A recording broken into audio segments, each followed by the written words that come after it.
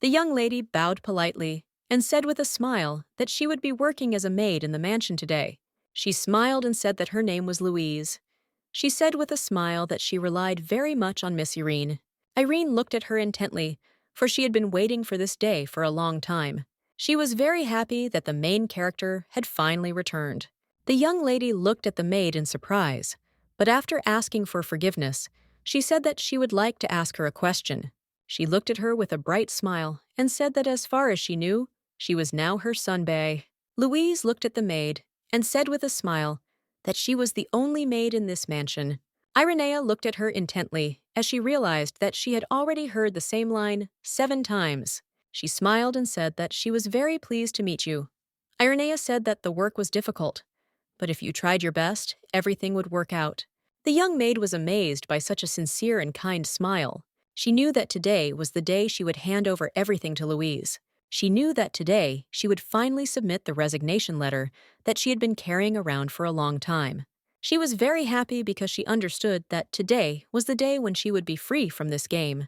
In the game world, there is an influential mafia group called Nox, which has taken over the entire criminal world. She was in the mansion of the high-ranking aristocratic family of Laurenti, who stands behind them. Having received a letter of recommendation from her previous master, the main character, Louise got a job as a maid. The young lady, in turn, diligently performed her duties as a servant, after which she found herself involved with 3 young gentlemen, which was the plot of the game.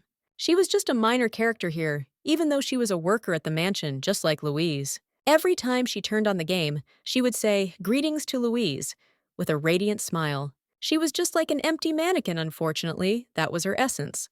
But she was a save point that needed to be spoken to in order to capture gameplay. She was puzzled, as this was just a role imposed by the system. When she first entered this game, she thought that she would quickly be able to return to reality. She really wanted to quickly leave the game.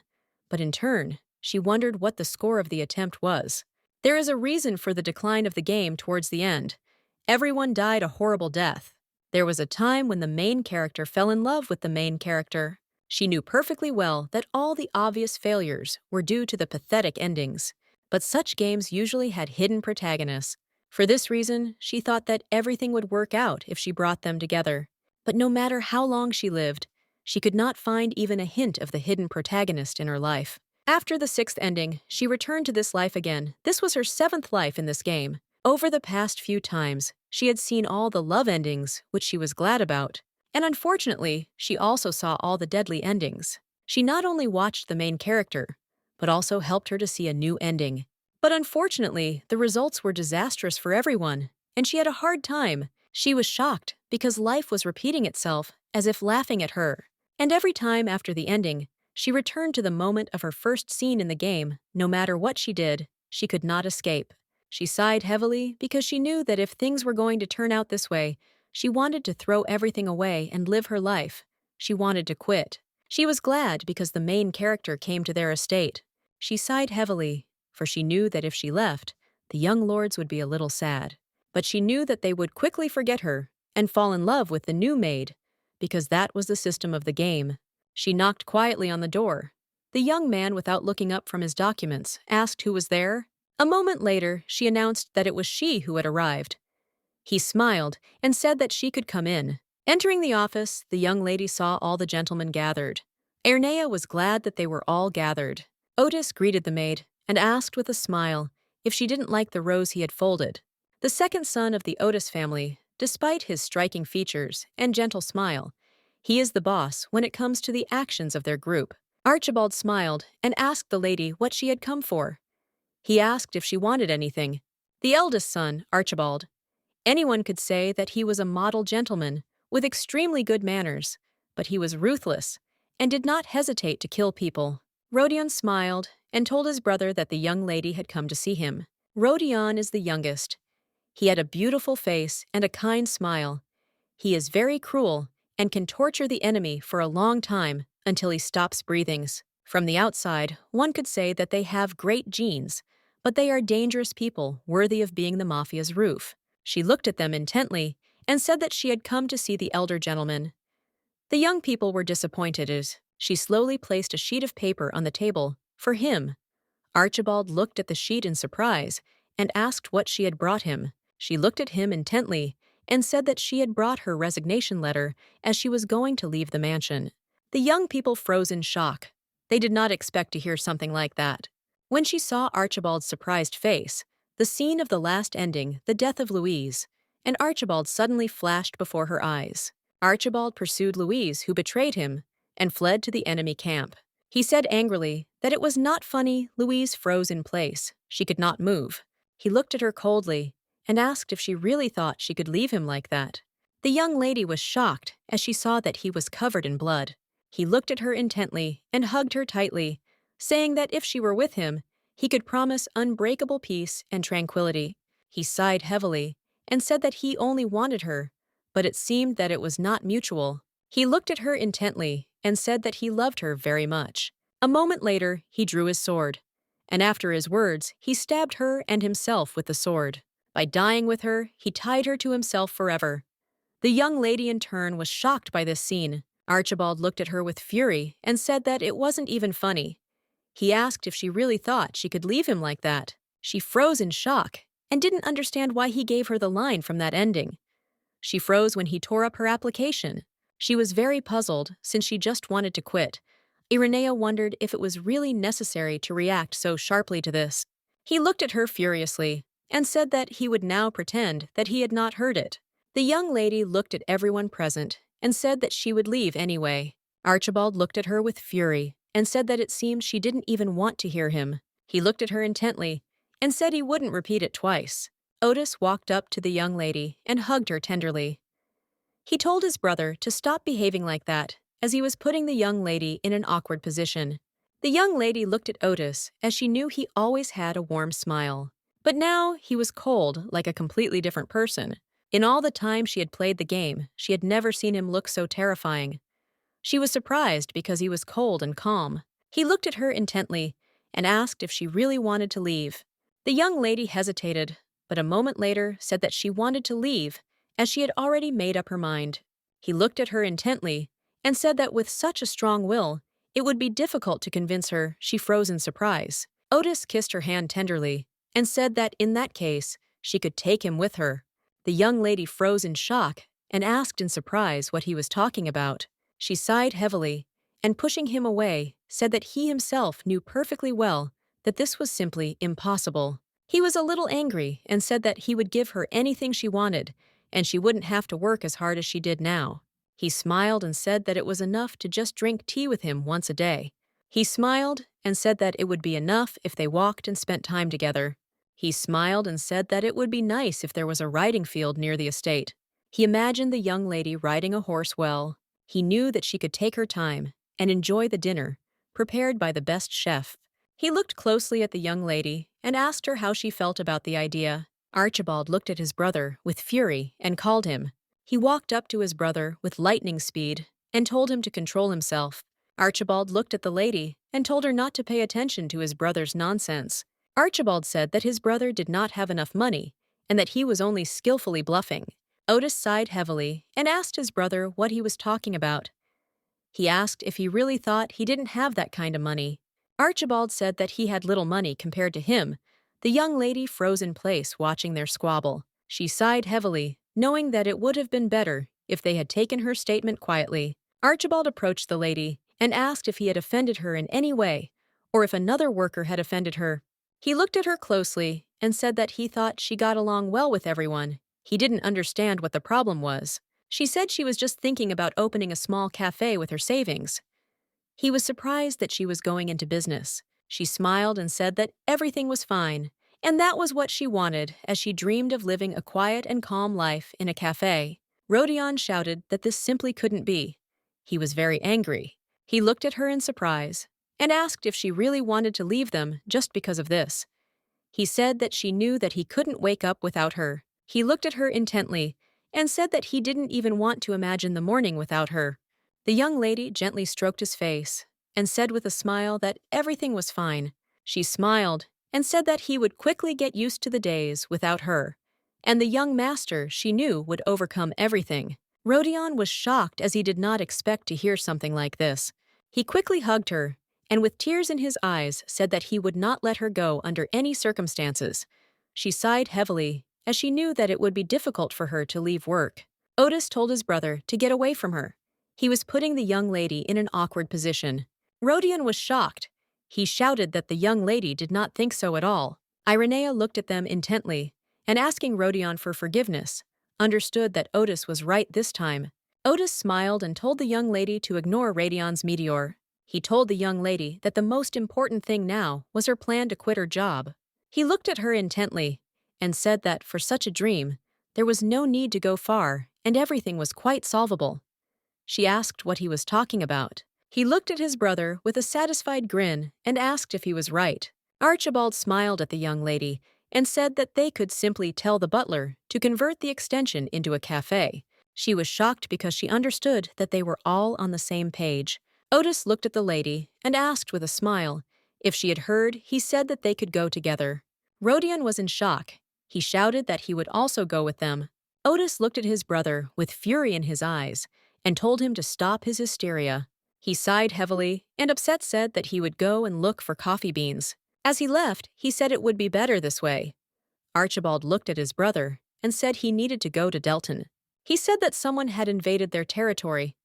He looked at his brother with fury and asked if the worms from the southern region had finally started moving. Otis smiled and said that those guys wouldn't dare attack and that someone must have provoked them. Archibald looked at his brother and said that he would have to go too. The young man was surprised. He did not expect to hear such a thing.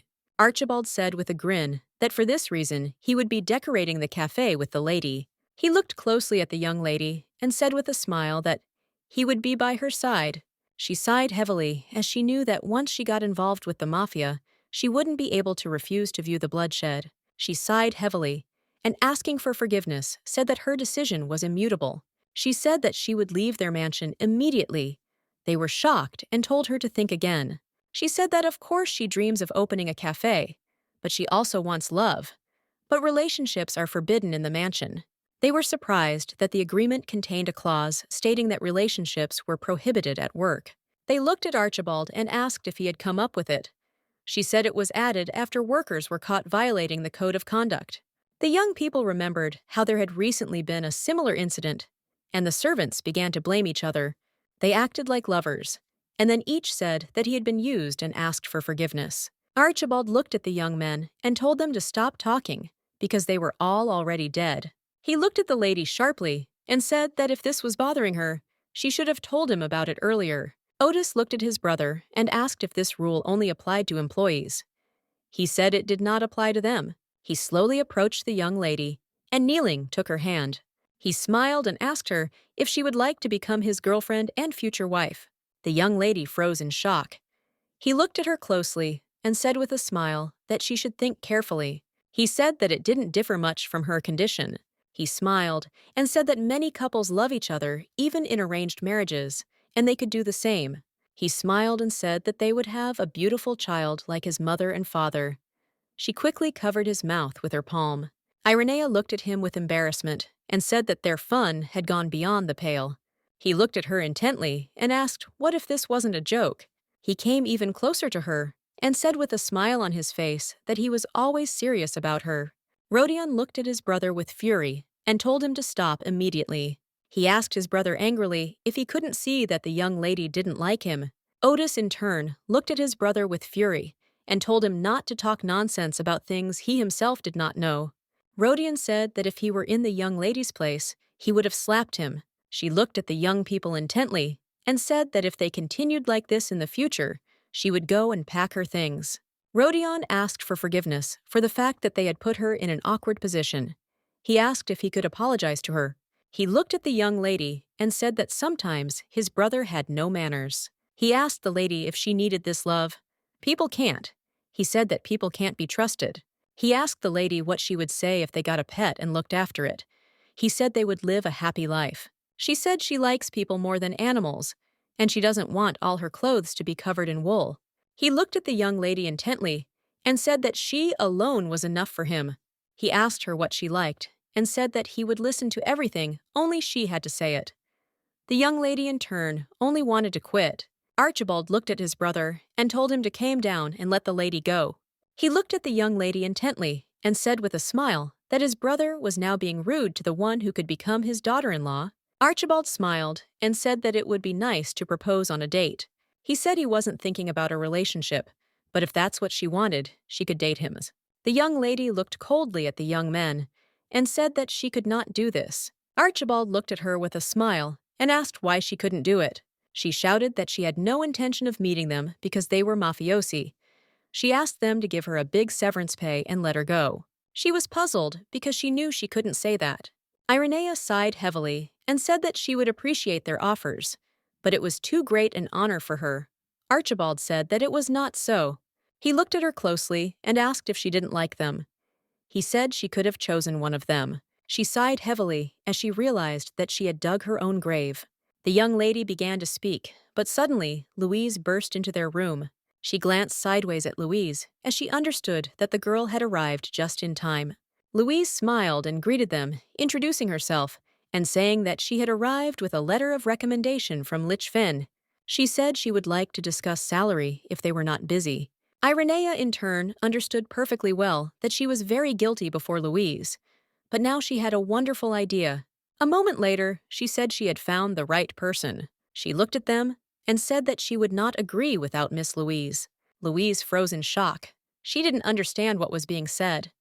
She knew that she was always scolded for being slow. Unfortunately, every day she was punished with additional work, although she could not cope with the main one. She looked at the young lady and thanked her for choosing her. Louise told Lady that she would never disappoint her.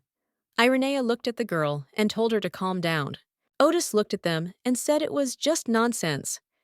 He told the lady that he knew her as a person who was not influenced by emotions. He asked if she now wanted to say that she fell in love with the maid at first sight. Archibald said that he couldn't believe it, since they were seeing each other for the first time. Rodion said that he agreed with the brothers. Rodion looked at the girl and said that she was a young lady who had not paid her debt and was now living with him. The young lady hesitated, not knowing what to answer. She pulled back a little from him, but Rodion still advanced. He quietly but angrily asked her if he could tell her how to get rid of him. He said that she could join the organization and do contract work. He said the salary was not bad. The young lady was shocked. She shouted for him to stop. She did not understand why he was telling her all this. With tears in her eyes, she looked at him and said that she would not do such a thing because she could not. Irenea began to calm the young lady. Louise said that she was very scared. Rodion, in turn, was furious. Rodion looked at the young lady with fury as she made him very nervous. He looked at his brother and said they could just kick her out. Archibald said with a grin that they would do so, but first they would do something. He looked at them intently and said that it would not hurt to take care of this pampered soul. The young lady was in shock. She just couldn't believe what had happened because she knew that the last times they loved Louise. She wondered if they were just going to abandon her now. She quietly comforted the maid as she cried on her shoulder. She understood perfectly well that if she left everything as it was, Louise would be in danger. She looked at the young men with fury as she understood that all her plans had gone to waste. The young lady looked at the young gentleman with fury and told them to listen to her. She said that if they threatened Louise, she would die with her. Otis was taken aback, and looking at the young lady said that it was just a joke. Rodion smiled and said that they couldn't have seriously said that.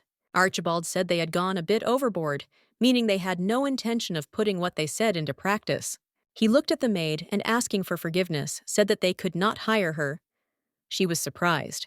He looked at her intently and said that he didn't like her silver hair. Otis said she looked very weak. Rodion said she was crying disgustingly loudly. Louise looked at them and said that in that case, she would dye her hair and become stronger and never cry again. She looked at them intently and asked them not to throw her out. Archibald said that they already had enough servants. Archibald looked at her and said furiously that he had not asked for a new servant and had no idea how she had gotten there. She said she had a letter of introduction from Mrs. Henrietta Otis, said with a grin that his mother lived quite freely. Rodion looked at the lady in surprise and asked if his mother had said anything. Shaking with fear, Louise said that his mother had not passed on anything. Archibald sighed heavily and said that since she was on Otis's mother's recommendation, he couldn't kick her out. She looked at him intently and asked if this meant she could work on the estate. Archibald sighed heavily and said that it was okay she would work here. Louise was very happy and shouted that she would try. The young lady looked at Louise closely and felt relieved that she would not be thrown out. The rest looked at them and said that since the conversation was over, she would leave them. Archibald looked at the lady and said that they needed to talk some more. Irenea looked at him and said that she had already announced her resignation and the deputy had arrived. She did not understand why she needed to stay any longer. Of course, from the very first day in the mansion, she took care of them. It was a little sad to leave them. Louise, excited, looked at the lady and asked if she was really quitting. She was shocked because she was so protective of her, and now she just leaves. Louise hugged the lady tightly and told her that she could not leave as she had not yet thanked her. Louise looked at the lady in surprise and asked if she was okay. Irenea, in turn, thought that she would start a new life again after a strong hug. She looked at Louise intently and said that she had already told her everything. Archibald looked at the lady and called her. He said that she seemed to be in a very strong mood. He asked if she had already bought a house for herself where she would live. The young people were shocked. They called their brother and asked what he was talking about. She looked at him and said that she was planning to stay at a hotel near the capital for now.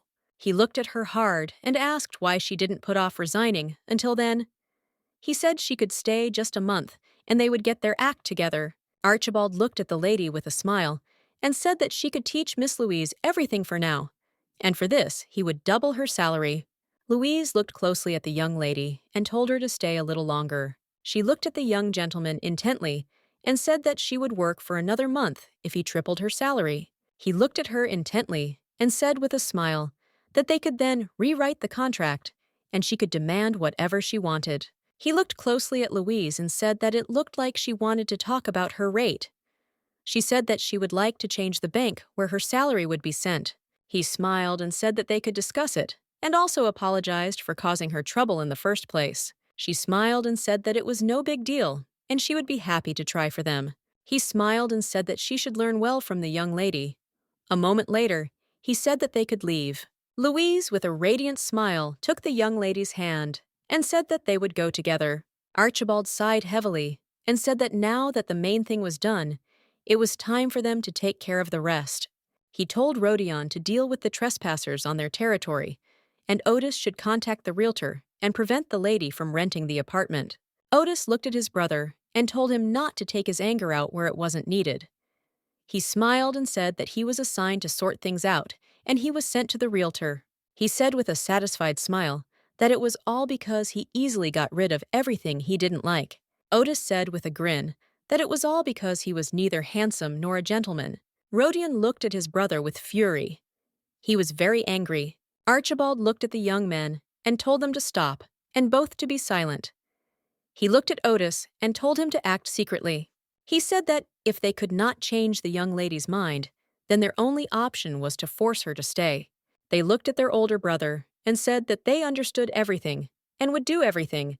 He realized that Likfen had sent a maid. He knew that she lived a very quiet life, but suddenly she had thought of something. He looked at his subordinate intently and told him to go to Lichvan immediately. Archibald told his subordinate that he needed to find out something the man said, that he would do everything. Archibald knew perfectly well that he needed her to understand that her tricks weren't working. The lady said with a grin that the gears were already moving. She was in anticipation of what would happen in the future. She knew the boys wouldn't get away quietly, but she wanted to see what would happen after they got the bait. Louise looked closely at the young lady and asked with a smile what she should do today. Irenea knew perfectly well that the most important thing was now beginning. In the original, there were the charm paths of Rodin and Archibald. She knew they were different, but each one led to different endings. In Otis's case, the latter was constant. She knew it perfectly well, but she didn't know where to start. A moment later, she said that she could do a little tidying up at Mr. Rodion's while she tidied up Otis's room. Louise said, with a charming and playful smile, that she understood everything. She looked closely at Louise because she knew that Louise had suffered last time. But now she wanted to send Louise on her way. She wanted to have no more influence on the ending than she did now. A moment later, she knocked on the door and entered the young master's room. He looked at her intently and with a smile asked for forgiveness for his appearance. She smiled and said that it was okay, because it was his room. She said that she would light a fire so that he wouldn't catch a cold. He smiled and said that since she said so, everything was fine. A moment later, he came up to her and called out. She asked in surprise what he wanted. Otis smiled and said he wanted to ask about what happened that afternoon. He said his brothers decided to leave things as they were. He looked at her intently and said with a smile that he liked certainty. Otis asked the lady if he really shouldn't hope. She froze in place as it all seemed very strange to her. She knew that at this point he usually turned away and sat on the edge of the bed, as if offended. The young lady pushed him away a little and asked him to control himself. She was surprised because he was behaving completely differently now. He said he was joking, because she was leaving soon, and he decided to lighten the mood a little. He said he couldn't live without her. She looked at him and said that he looked too cheerful to be true. He looked at her in surprise. He smiled and said that he had finished the job faster than he had expected today, and it was funny to see their regretful faces. He came closer to her and said that if they had not made the wrong choice from the beginning, they would not have died in vain. He looked hard at the lady and asked if she thought the same. She felt his hands on her fragile neck and understood that he was trying to convince her with fear. She understood that this was very much like him. A moment later, Louise burst into the room with a smile on her face and called out to the young lady. She froze in surprise at the door and said that she was finished. A moment later, she screamed furiously and asked the gentleman what he was doing. Irene was surprised. She did not expect to see Louise here, since she was directing her to the room of the other master. A moment later, Louise stood in front of the gentleman and blocked the young lady with her body. She shouted for him to stop. She screamed that she didn't know what the lady had done wrong, but trying to strangle her and throw her into the fireplace was too much. The young man was shocked. He looked at Louise and asked what she was saying. She screamed that she saw everything. Irene said that everything was wrong. Louise screamed that everything was okay and she would protect her. The young master froze in shock and stared at his hands. He looked at Louise intently and said that she had entered the room without knocking. He came closer to her and said angrily that she was also trying to blame him. He asked if she was really tired of living. Louise froze in shock. She was shaking and didn't know what to answer. He asked where all her courage had gone. He looked at her with a smirk and said that they would be against it if she decided to stay in the mansion after her punishment. He said that if she was scared, then Irenea. He did not have time to finish speaking, as she shouted that he could punish hers. Louise looked at the young gentleman intently and said that she had disturbed his peace. Irenea was in shock. She did not expect at all that Louise would stand up for her. He looked at the lady intently and asked if she had heard everything he said that she could go. Louise looked at the lady and said with a smile that she was fine and she could trust her. Irenea knew that Louise was the main character, but she was worried that it might not save her. She saw that the young master was in some strange state. She was puzzled because everything was very confused. She sighed heavily, as she had no intention of doing anything with it. A moment later, she was taken aback as someone grabbed her shoulder and pulled her. Archibald looked at her intently and with a smile said that she should behave quietly. She was surprised. He smiled and said that he heard some loud sounds, and even the mansion shook from them. She looked at him intently and asked for 1 minute, and also apologized. She smiled and said that, judging by the way his tie was loose, he really was in a hurry. Archibald smiled and said that he was indeed in a hurry. He looked at the lady intently and said that he was very worried and wanted to ask her something. He smiled and, looking at the lady, asked if she would answer him honestly. He looked at the young lady intently and asked her if she really loved Louise. She said that love was indeed a wonderful thing. She looked at him intently and asked if it was strange that she loved someone. Archibald came closer to her and said that there was nothing strange about it. He looked at her intently and calmly said that he was very sorry that she did not love him. She knew this answer was not for a minor character. She thought he was trying to divert her attention from Louise. Irenea wondered if this was some kind of unconscious defense. She moved away from the young master. She said she thought for a moment about the reason for his attitude towards her. He looked at the young lady with a soft and radiant smile. She in turn knew that in the end he would be with the main character. He sighed heavily and said that it turned out that nothing even surprised her, judging by her reaction. He said that it seemed that he had started this conversation in vain. He looked closely at the young lady and said that he had the feeling that she always knew everything. She froze in surprise. Then he said that she was always sure of everything. Archibald looked at her hard and said that, for that reason, no matter what she said, he could not help but believe her. Archibald looked at the young lady tenderly. She did not know what to answer him. He asked the lady if he ever disappointed her, would she be able to continue to trust him. The young lady looked at him with a smile and said that, of course, she would believe him. She knew that she could talk a little later. Irenea looked at him with a tender smile and said that it was true, and even despite this, she would always believe him. He froze in surprise. Louise looked at the rose in surprise and told the lady to look too, as spring had just arrived and the roses were already blooming in the garden.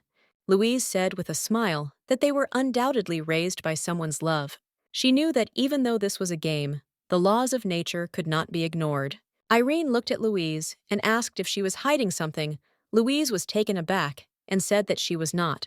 She looked closely at the flower as she saw that someone had attached them, but she wanted to pretend that she had not noticed anything. Louise smiled and said that she was very interested in whose love such beautiful flowers bloomed in the garden. She looked closely at the lady as she saw that she was interested in the matter.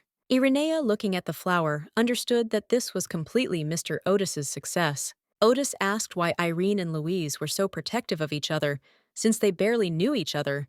Otis shouted that if Irene had understood romance, he would have tried a little harder. Otis thought that maybe then he would make Irene fall in love with him. Louise looked at the young master intently as she realized something. Louise asked the young gentleman if he really liked Irenea. Otis looked at her with a smile and said that otherwise he would not have been jealous of Irenea towards her. He sighed heavily and said that unfortunately she did not have feelings for him. Louise screamed that this was not yet known. She looked at the young master intently and said with a smile that she would help them. He looked at her in surprise and asked if she would really help the man who had just threatened her. Louise smiled and said that he couldn't kick her out as long as she helped him, and she couldn't pass by when it came to love. Louise smiled and said that she would bring them together with Cupid, and that it was just her dream. The young master was taken aback. He did not expect to hear anything like this from the maid. He said that now she must clean for him regularly and must report everything that happens with Irenea. She smiled and said that it was just wonderful to use the roses prepared yesterday for a romantic surprise. The lady looked at Louise and said that it was time for them to go. Louise asked in surprise if they were really not going to look at the flowers anymore. Irene said that they were of course very beautiful, but they had a lot of work. Louise said that she was very sorry as she wanted to walk around the garden some more. She told Louise not to worry, as she would often be walking in the garden. She thought for a moment and said that in her 70 years of work, a moment later, she was taken aback and said that she had been working here for 10 years and often looked into the garden. Louise looked at her in surprise. Louise asked the lady in surprise if she had really been working here since she was 15. Irenea said that it turned out that way. Louise smiled and said that after trying as many times, she would also be able to do everything without mistakes. She smiled and said that by then, she would probably get along as well with the young gentleman as she did. Louise looked at her intently and said that they did treat her in a special way. Irenea sighed heavily and became thoughtful because she saw that the lords had become friendly with her, which was very strange. She was puzzled because they were obsessed with her and not Louise. She wondered if all this was because of that incident. She sighed heavily and decided to throw the thoughts away, as she knew that the game began with the arrival of the main character. A moment later, the young ladies were taken aback as they heard someone calling for a doctor. The man shouted at the maid not to stand there rooted to the spot, but to move quickly. They were surprised and did not know who did it. Lady froze in surprise, as she knew that this did not happen last time. Louise froze in shock, as she didn't expect to see something like this. She shouted that it was the young master. She quickly rushed towards him. Irene froze in shock, knowing that he had not been injured that seriously. She was confused and didn't understand what was going on. She knew she had to calm down, and she thought that this was the plot of Louise and the gentleman, after which she had to start courting him. She understood perfectly well what she had to do for the two of them in this situation. She said they should move it to the second floor. The madam looked mockingly at everyone present and said that their estate was a mess. The servants froze in shock. She looked at everyone present with a grin and asked if they really dared to still call themselves Knox.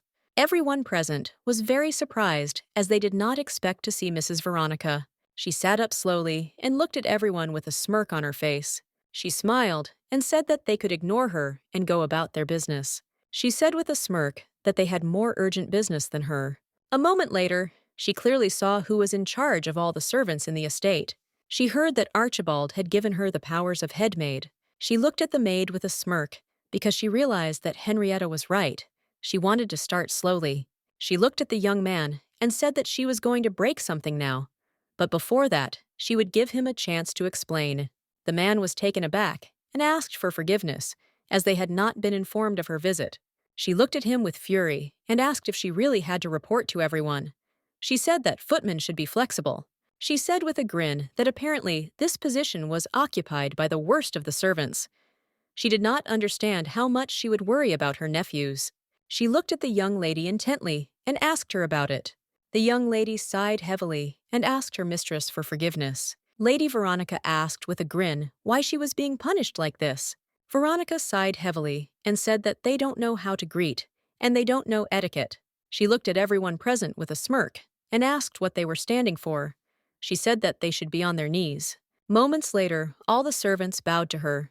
She looked at them intently with a smirk on her face. Veronica looked closely at the young lady and asked why she was with them. Irene looked at her with bewilderment and said that now she was responsible. Veronica looked at the lady and said that she was an exception because she was the one who took care of her nephews. She smiled and said that they could have a cup of tea. She looked at Mrs. Veronica in surprise and asked if she hadn't come to the young owners. Veronica smiled and said that it wasn't urgent. She said with a grin that if she was with her, they would crawl to her themselves. She said that she just wanted to visit the girl she had sent to the estate. She said with a grin that she was very glad that the girl was now taking care of the younger one. After all, Henrietta had recommended her. She said with a grin that she originally wanted her nephews to hand over Knox to her and live in peace. She looked at the young lady with a smirk and said that then no one would have to go through all this trouble. She looked at the young man intently and asked why all the servants were so listless. She said that they would perk up if they had holes in their heads. Irenea saw that the mistress was unobtrusively intimidating the servants.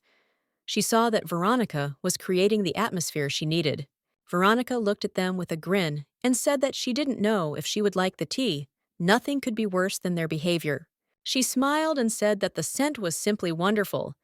Veronica said that she had found it with great difficulty, especially for Irenaeus. Veronica looked at the maid with a radiant smile and said that it seemed that sincerity would help her drink the tea to the bottom. The young lady looked at her with bewilderment, but said nothing. She wondered for a moment if this had happened before. She was a little puzzled because she had a familiar feeling. Veronica looked at the lady intently and with a sly grin told her to drink tea. She looked closely at the cup of tea as she smelled the faintest scent of rose. It was painfully familiar to her. A moment later, Archibald approached the young lady and, looking at Veronica, said that they had an important topic of conversation. He was surprised that she used tea on the maid. Irenea looked at the older gentleman in surprise. Veronica looked at the young people with a smirk. She knew that Henrietta's prediction was wrong. She looked at them intently because she understood that now everything would become much more interesting. She looked at Archibald with a smile and said that there had been a small misunderstanding. She said that she just wanted to treat the girl to a cup of delicious tea. He looked at her intently and said that of course he understood her. Archibald asked if that was the name for everything that could be added to boiled water. He looked at her with fury and said that the tea might be poisoned. A moment later, he poured the cup of tea on the table with anger and fury. Everyone present was surprised by such an act of the young man. A few minutes later, he threw the cup on the table and it shattered with a loud crash. Veronica was shocked she couldn't understand how he dared to do such a thing. She looked at him with a smirk and asked if he really wanted to humiliate her.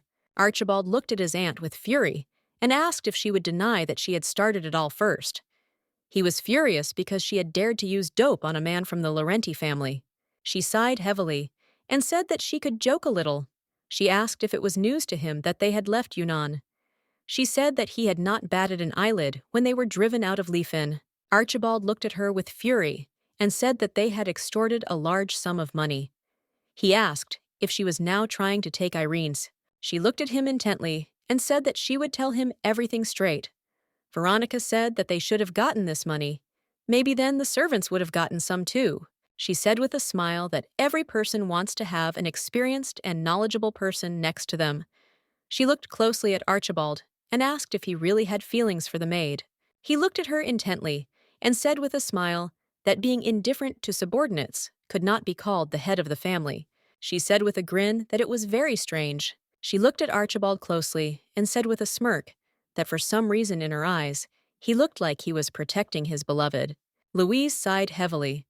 She was worried that she had not had a day of peace since she came to the estate and was almost kicked out. She looked at the young master intently and said that he almost died today. She sighed heavily and said that a weight had been lifted from her shoulders when she saw that he was healthy. She looked at him intently and said with a smile that he need not worry so much as she would not reveal his secret. She smiled and said that she would keep it a secret. A moment later, the young gentleman threw a pillow at her with the speed of lightning. She froze in surprise. He looked at her with confusion but anger and told her that she should behave quietly.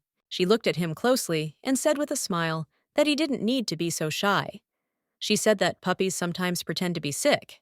He looked at her in surprise and asked if she had really called him an animal. He sighed heavily and said that if it weren't for her, he would be next to Irene. Now Louise thought for a moment. She looked at the young man intently and asked if he was talking about Miss Irene. He was very surprised because she suddenly screamed. Louise looked at the young gentleman intently and asked if he was pretending to be ill to get her attention. He froze in place with embarrassment and did not answer. A moment later, the young gentleman, in a rush and confusion, shouted that Louise knew nothing. She smiled and said that everything was fine, because that's what she would have done herself. He froze in surprise and asked what she was talking about. She said with a loving smile that even in her womanly eyes, Irene was a wonderful person. Louise said that the young lady was well-rounded and graceful in every movement. She said that she wished she could be as perfect a person as she was. Louise smiled and said that when she learned that the young lady was to be his every morning, she had hardly finished speaking when he shouted at her to stop. He looked at her in surprise and asked how she knew such a thing. She looked at the young man intently and said that of course Irene had told her everything. He looked at her in surprise and happily asked if she was talking about him. Louise sighed heavily and said that it was exactly like that because she wanted to hand over all the affairs to her. She looked at the young master intently and said that she had something to do now. She was a little surprised because she saw that his face had changed and he was very upset. A moment later, he wrapped himself tightly in the blanket and said that none of this mattered and she should go. He said that now she should leave as he wanted to be alone. Louise froze in shock on the spot. She looked at the young master intently and said that if other servants came, they would quickly realize that he was pretending.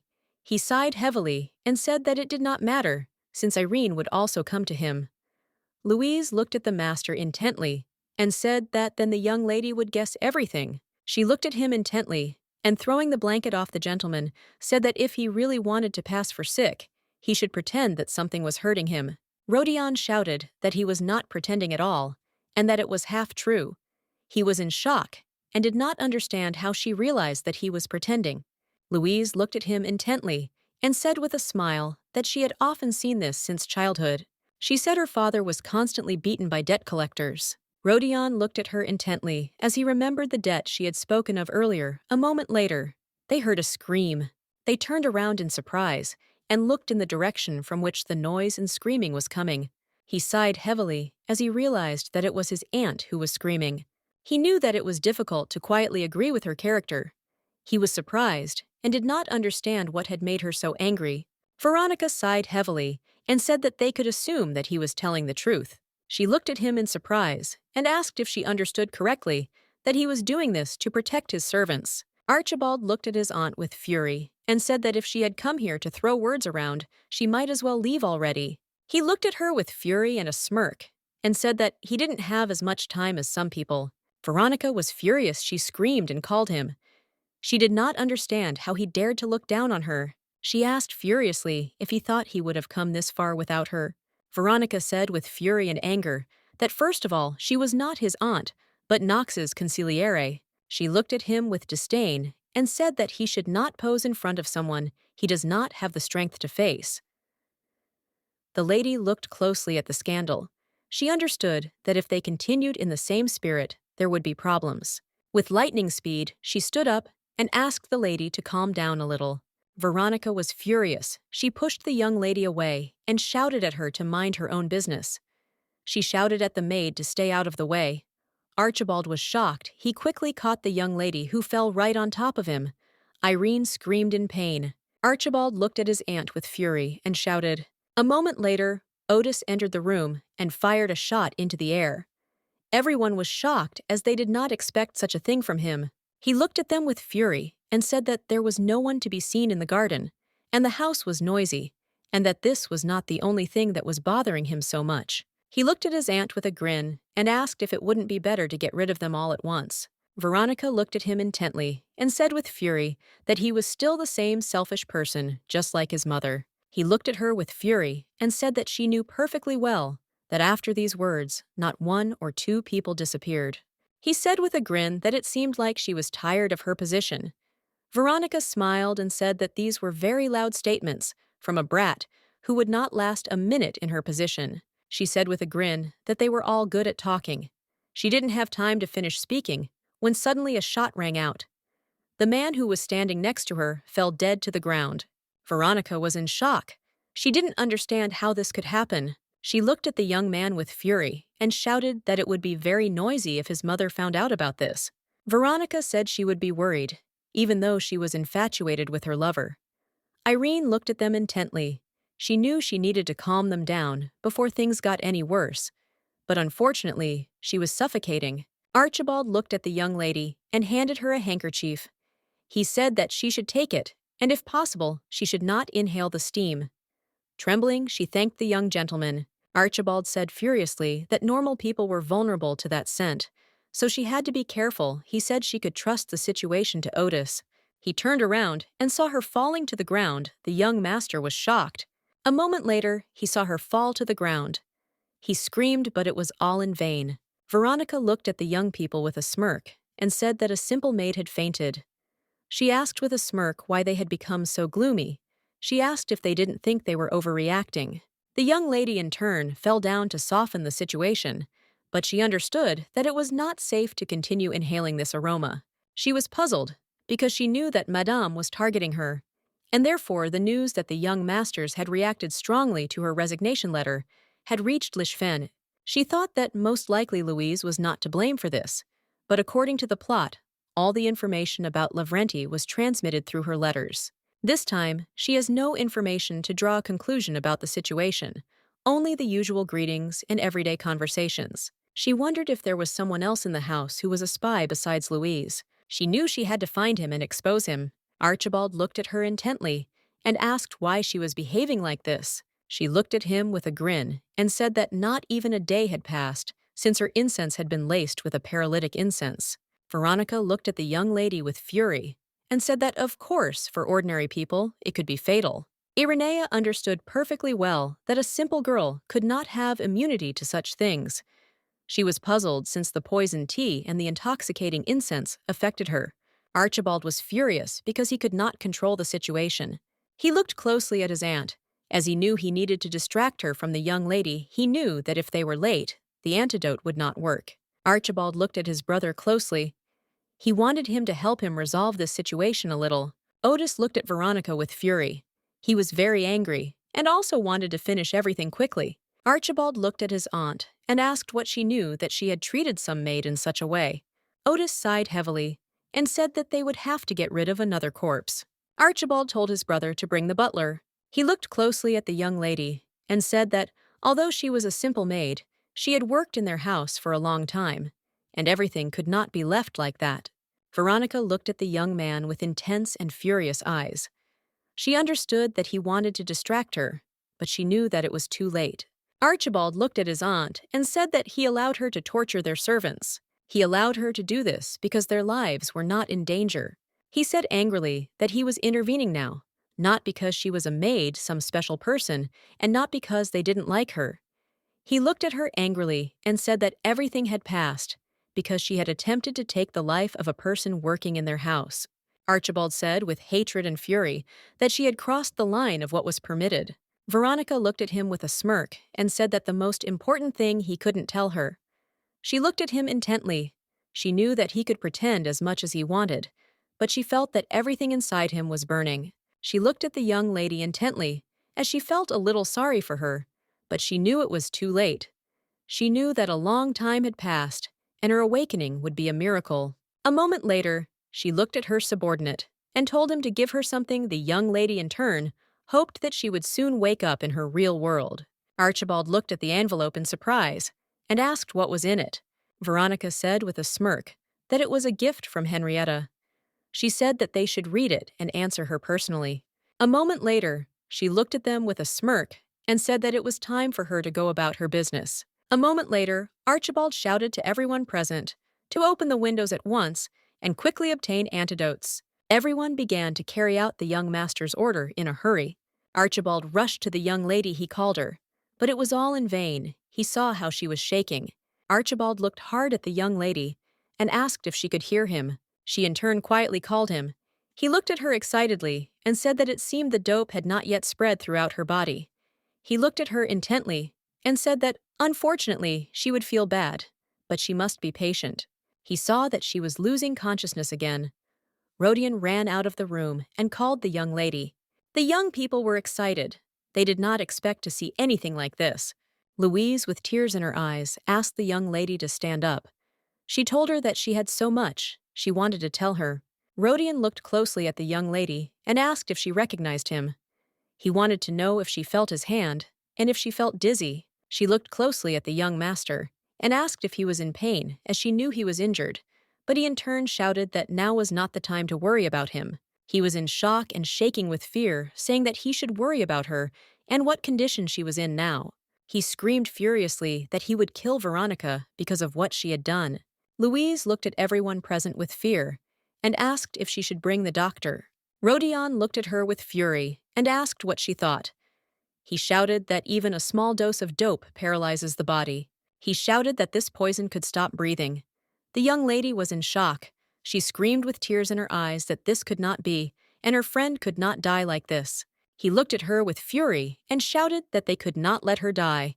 To the young lady, Rodion's words sounded ever quieter, and her own breathing grew weaker. Archibald was furious. He understood that there was no time, and no one had brought them an antidote. A moment later, the butler shouted to the young master that he had found the antidote. Louise grabbed the bottle and shouted that she would do it herself. She looked at the lady and said that it was an antidote and she must drink it. She asked the young lady to drink it, but unfortunately she could not swallow it. He snatched the bottle from her hands. Archibald was furious. He knew that if they delayed any longer, her condition would get out of control. He understood perfectly well that he could not come to terms with this. He was furious and simply could not lose her. With lightning speed, he kissed her and thus poured the antidote into hers. Opening her eyes, the young lady was taken aback as she realized that she was once again in a place of memories. She sighed heavily as she realized that she had most likely just passed out. But she was puzzled by the fact that, unfortunately, she did not remember how it happened. She remembered that she had decided to leave the mansion and the young gentleman. She thought that she could get away from them. The young lady sighed heavily, as she knew that she most likely still had feelings for them. She knew there was something she had to do before she left. A moment later, she was taken aback, as a bright light caught her eye. She was puzzled because she just wanted to find that child. It was a token of friendship given in an abandoned house. That day, the boy saved her from a bag that could have crushed her. He was her little hope for salvation and further life. Unfortunately, she didn't know his name or what he looked like. She started looking for him in order to thank him. She thought for a moment, for she knew that the boy was too young to be a servant. She thought that he was most likely one of the young masters. She knew that he was the heir. Archibald was always busy with his lessons. Irenea knew that Edith was always watching Rodion. She never let him go a step away from her. She knew that there was only one young man left who could save her then. The young maids whispered to each other, because they saw that the young gentleman was sitting in the orangery again. They knew that he was waiting again, Madame. They said that it was very sad that Madame Henrietta could not come. They knew that at this time she had to see the guests. The young master was furious, for he could hear their quiet voices very well. With the speed of lightning, the young gentleman entered the room and shouted to his mother that the flowers in the greenhouse had blossomed. He told her with a beaming smile that the greenhouse was especially beautiful at this time of year. Madame, in turn, did not pay any attention to him and continued getting ready. The lady looked sideways at her son and said that she was busy now. She asked if he could come to see her later. A moment later, he sat up because he heard someone's footsteps. He thought it was his mother. He looked at the maid with fury and shouted at her to go away, as he would be having tea with his mother in the greenhouse. He was angry and just shouted at her to go away. The young lady looked at the young master intently. She didn't know exactly whether it was him or not, because she thought he seemed to have a different hair color. She knew he was young. The master was too angry and harsh to save her. She looked at the young gentleman intently and wondered how he could be so rude. She came closer to him and asked if he had been crying. Otis was taken aback, as he did not expect to hear such a thing. He pushed her away from him in anger and asked her what nonsense she was talking about. She said he shouted that she was just an arrogant servant. He looked at her with fury and anger and asked who she was to sympathize with him. She looked at him in surprise and asked if he didn't like it when someone worried about him. He looked at the maid with anger and said that she also thought that his mother had abandoned him. She looked at him intently and said that if he thought that she sympathized with him, then he was greatly mistaken. Sympathy is concern for someone's misfortune. She looked at him intently and asked who was in a more pitiful position. Irene said that he lived in a beautiful mansion. Although he looked unhappy, Otis asked with fury if she was really making fun of him now. She looked at the young gentleman intently and quietly, took his hand, saying that when you see a man in the rain without an umbrella, you worry about him catching a cold, smiled, and said that for this reason, when he is upset, it would be strange not to worry. She knew that worry was worrying about someone less fortunate. The young master was very confused by her words. She looked at him intently and asked with a soft smile if he agreed with her. He pulled away from her in embarrassment and said that she should leave him alone and that she was free to do whatever she wanted. Irene looked at him with a smile and said that she was having a very nice day. She asked if he was really going to just lie there like that. He sighed heavily as she climbed up to him again. She smiled, looking at the young master, and said that the flowers had bloomed very beautifully. She said that the greenhouse was simply wonderful, but unfortunately, there was no one to appreciate it. She sighed heavily and said that it was very sad. The young lady said with a smile that she would sit there for a while and enjoy the picnic. She looked at him intently and said that he could join her if he wanted. The young master looked at her in surprise, as he did not expect to hear anything like this. A moment later, like an offended cat, he said that he would not do it. She looked at him in surprise and asked why he did not want to. She said that she had brought the lemon tarts, and they were made by the best chef in the house. She smiled and said that they were very tasty and sweet. The young gentleman looked at her sideways and said that he did not like them, but she did not listen to him and continued to eat with appetite. He turned away from her and said that he didn't love them at all. She looked at him with a playful smile, and she knew it was not true, because all children love sweets. She knew perfectly well that he would not be able to resist something like that. Irene looked at the young gentleman with a smile and asked if he wanted one cookie. He shouted and said that he didn't need it. He shouted that he didn't want to eat from her dirty hands. She looked at the young gentleman intently as she recognized his character. She smiled and said that it could be easily remedied. He looked at her in surprise, as he did not understand what she was doing. Irene, wiping her hands after she had washed them, said that she had not brought plates and forks. She looked intently at the young gentleman, and handing him a cookie, said that he would have to eat from her hand. Otis froze in place from shock and embarrassment. He could not utter a word. A moment later, he clenched his teeth and shouted that he didn't need this at all. He quickly stood up and pushed the young lady away and shouted that he didn't need this at all. With lightning speed, he ran away from her. Irene was in shock. She didn't understand why he behaved like this. She shouted for him to stop. The young gentleman was shocked by her behavior. He did not understand why she acted in such a way. He was very confused because he knew that she had simply offered him a cake. He was puzzled and did not understand at all why his heart suddenly began to beat so hard. Archibald looked at his brother and called him, but he was in his thoughts and did not hear him. A moment later, he went up to him and shouted, calling him again. Archibald looked at his brother with concern and said, puzzled, that he had not even noticed that he had cut himself. He asked his brother what he was thinking about. Otis was taken aback and looked at her hands in surprise. Now he realized that he had cut himself pretty badly while making flowers for the young lady. Archibald looked at his brother and said that the doctor had told him that the young lady would be fine, so he need not worry too much about her. Otis sighed heavily and said that he would hope so. He looked closely at the young lady. The young men looked at Archibald and asked what he wanted to tell them. Archibald sighed heavily and said that he had read his stepmother's letter. He looked at his brothers closely and said that the grace period for inheriting the title of head of the family was coming to an end. He asked his brother if he knew about it. He said that there were a few months left. Ever since the influential mothers of Laurenti were sent to Lichfen, they have stopped looking warmly at their sons. Those women tried to subjugate them until the end of the grace period, and they would not stand for the price. Otis sighed heavily and said that now he understood why his aunt had suddenly decided to visit the estate. Rodion said with a sneer that it seemed the raccoon was nervous. Archibald sighed heavily and said timidly that stepmother said that they should get married. Otis froze in shock. He didn't expect to hear that. The young men jumped off their chairs and, looking at their brother excitedly, asked what he was talking about. Rodion was taken aback and, looking at his brother, asked if he had really heard correctly. Otis looked at them hard and said there was nothing to think about. He knew that the woman was up to something.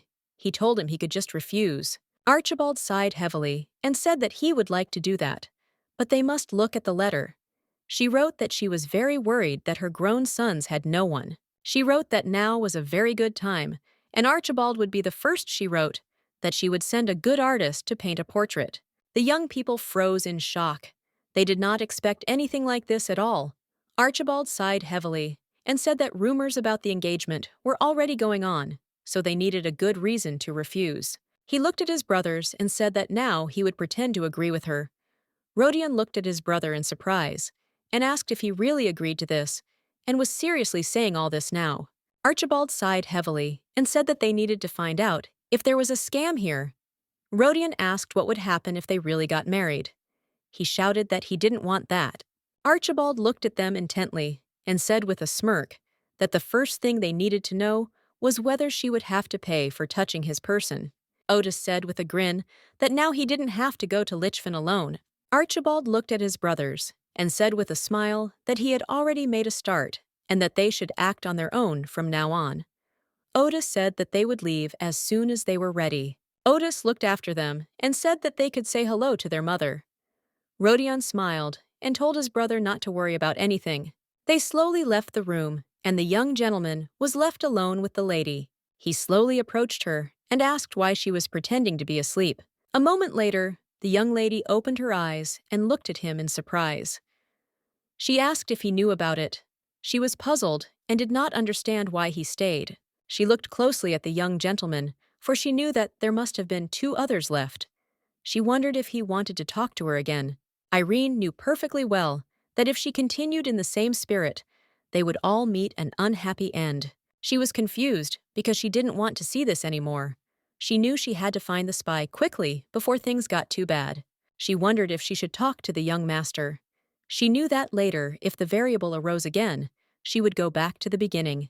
She knew that, of course, she could start all over again. Otis looked at the young lady with excitement and called her name. Irene looked away from Otis and called him, sighing heavily. Irene sighed heavily and asked for forgiveness, saying that she had to leave. Otis was in shock. He said that she couldn't leave in such a state. Irene accidentally slipped and fell onto the bed. She involuntarily made a long sound. Otis looked at the lady excitedly and called her. Otis looked closely at the young lady and asked if she was all right.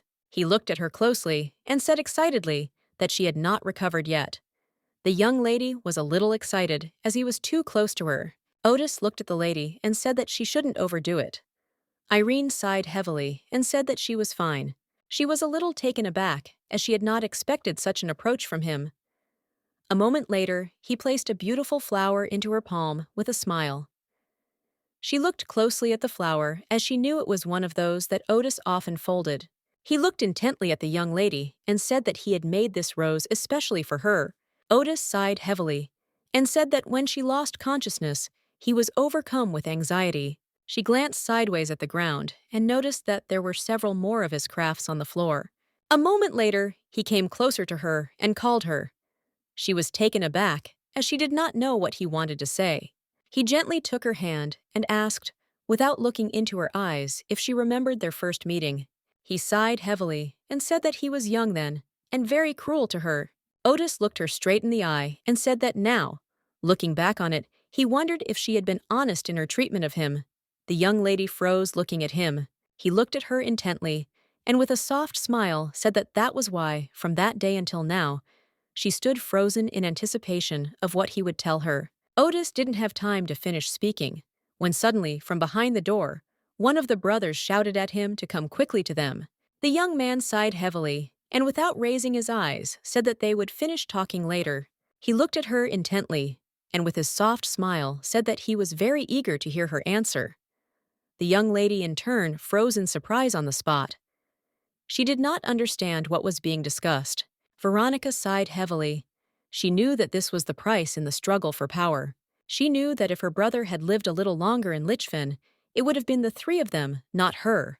She was furious. She knew that the Knox should be hers. The young lady looked intently at Mrs. Veronica, however, and said that she must hold on. She looked at her closely and said that they were still young and childish. Charlotte was Henrietta's niece and Archibald's intended bride. Charlotte looked at the lady intently and said that she was the one who was saddened most by the fate of Laurenti. She said that they should appreciate it. Veronica sighed heavily and told Charlotte that she knew how to support in time. She said with a grin that they would soon admit their mistakes. She would be quiet now. She would endure this, and then she would rejoice. A moment later, they were taken aback as the carriage hit a rock, and they were shaken. Veronica was in shock and did not understand what was happening. She quickly got out of the carriage and asked what happened. She did not understand why they stopped. Rodion looked at Veronica with a grin and said that the coachman had disappeared, and now the carriage had stopped. Veronica was furious. She did not understand what was happening. She screamed and called Rodion, but he only looked at her with a grin. He looked at her hard and said that they could let the old raccoon turn the whole house upside down and go away. She looked at him with fury and asked how dare he call her that way. He sighed heavily and said with a smirk that he could say that he smiled and said that there was nothing from his older brother here. He looked at her intently and said that he would not believe that the wheel, which was fine, suddenly broke and came off. Veronica looked at him with fury. She was very angry. Rodion looked at her intently and said that she was now conciliere, but it was temporary. He looked at her intently and asked with a grin who his brother would put in place when he came to power. Veronica looked at him with fury and said that if it weren't for his brothers, he would have been kicked out long ago. She looked at him with fury and, taking out her pistol, said that she had to correct his insolent ways. He looked at her in surprise and asked if she would really shoot him with that object. He said mockingly that he was very scared. She said with a grin that he was just a fool, madam, slowly snapping her fingers. She looked at him with a smirk and asked if he thought she was also walking around unaccompanied. A moment later, he was surrounded. Veronica looked at him with a smirk and said that the 7th District was her territory. She looked at him intently and said that no matter what he did, he would not be able to get out. He looked at Veronica with a fierce grin and said that she took the words right out of his mouth. A moment later, he used his magic and began attacking everyone present. Veronica was in shock. She screamed that this question could not be, since she knew that this power was sealed. She looked at him with fury because she understood that he could defeat her. She was shocked because she realized that he had deceived them with the power of Lavrenti. Charlotte sat quietly in the carriage. She was confused and shaking all over. She did not understand what was happening at all. She was very scared. She was in shock and really hoped that someone would save her. A moment later, she heard someone's voice. The young man looked at her intently and asked if she would stop hiding already. He wanted to know if she would get out of the carriage. He looked at her intently and asked if she couldn't hear him. The young lady in turn became very frightened and screamed, asking for someone to save her. He looked at her intently and said that he would not kill her, and that she could go out with confidence. The young lady in turn froze with tears in her eyes. She was struck by the beauty of the young man. He gave her his hand, and she slowly got out of the carriage. She froze in surprise as she saw that he had knocked out all the bodyguards. She looked closely at the young man, as she was amazed that he had dealt with everyone on his own. He looked at the young lady intently and said that she should take her aunt and return to Lichfield together. She was surprised and asked him if they would return without protection. He looked at her casually and said that if anything happened, the locals would help them. He sighed heavily and said that it was time for him to go back. The young lady was taken aback. She shouted for him to stop. She asked if he would really leave the lady alone in such a place. As he left, he said that she simply must not allow such things to happen in the future. The young lady was shocked. She did not expect him to simply leave. She quietly whispered his name, looking after him. The young lady woke up. She was puzzled because she had not noticed how she fell asleep. The young man looked at her intently and said that it seemed she was no longer asleep. She looked at him in surprise and was taken aback, as she did not understand who was in front of her now. A moment later, she saw the elder gentleman before her, all his beauty. He looked at her intently and said with a smile that his brother had reported that she had briefly come to after they had left. He smiled and said that if he had known about it earlier, he would have stayed longer. She looked at him intently and said that she fell asleep again anyway. The young lady was taken aback as she smelled a wonderful fragrance. Turning around, she saw beautiful roses. Archibald looked at her closely and said with a smile that he remembered that she loved roses very much, and in the presence of favorite things, they say one gets better, faster. The young lady sighed heavily and said that she really had to get up. She smiled and apologized for worrying them all. Irene, with a smile, softly said that she was all right.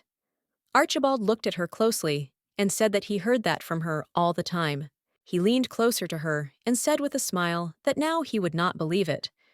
He said that she should quickly go back to bed. The young master slowly covered her with a warm blanket. She looked at him intently as she understood that this was the first time she had been treated like this since she had entered the game. Irene knew perfectly well that she was a simple servant. She thought for a moment and wondered if this was all to prevent her resignation. She knew that there was no point in leaving the mansion now. Turning away from the young master, she sighed heavily and said that she would leave anyway, no matter how well they courted her. Archibald looked at her intently and said that he was very sorry that everything had turned out this way. He stroked her face tenderly and said that he would tell her again that she was his person. She froze in place after he told her such a thing. He looked at her closely and said that it was only natural to care for her. She knew that Archibald's warm words weakened her. She thought that most likely she might be a little late. He looked at the young lady with warmth. Louise walked slowly into the room. She was puzzled because she knew that trouble had come unexpectedly for them today. She knew that the young lady was already asleep. She quietly entered the room so as not to wake the young lady.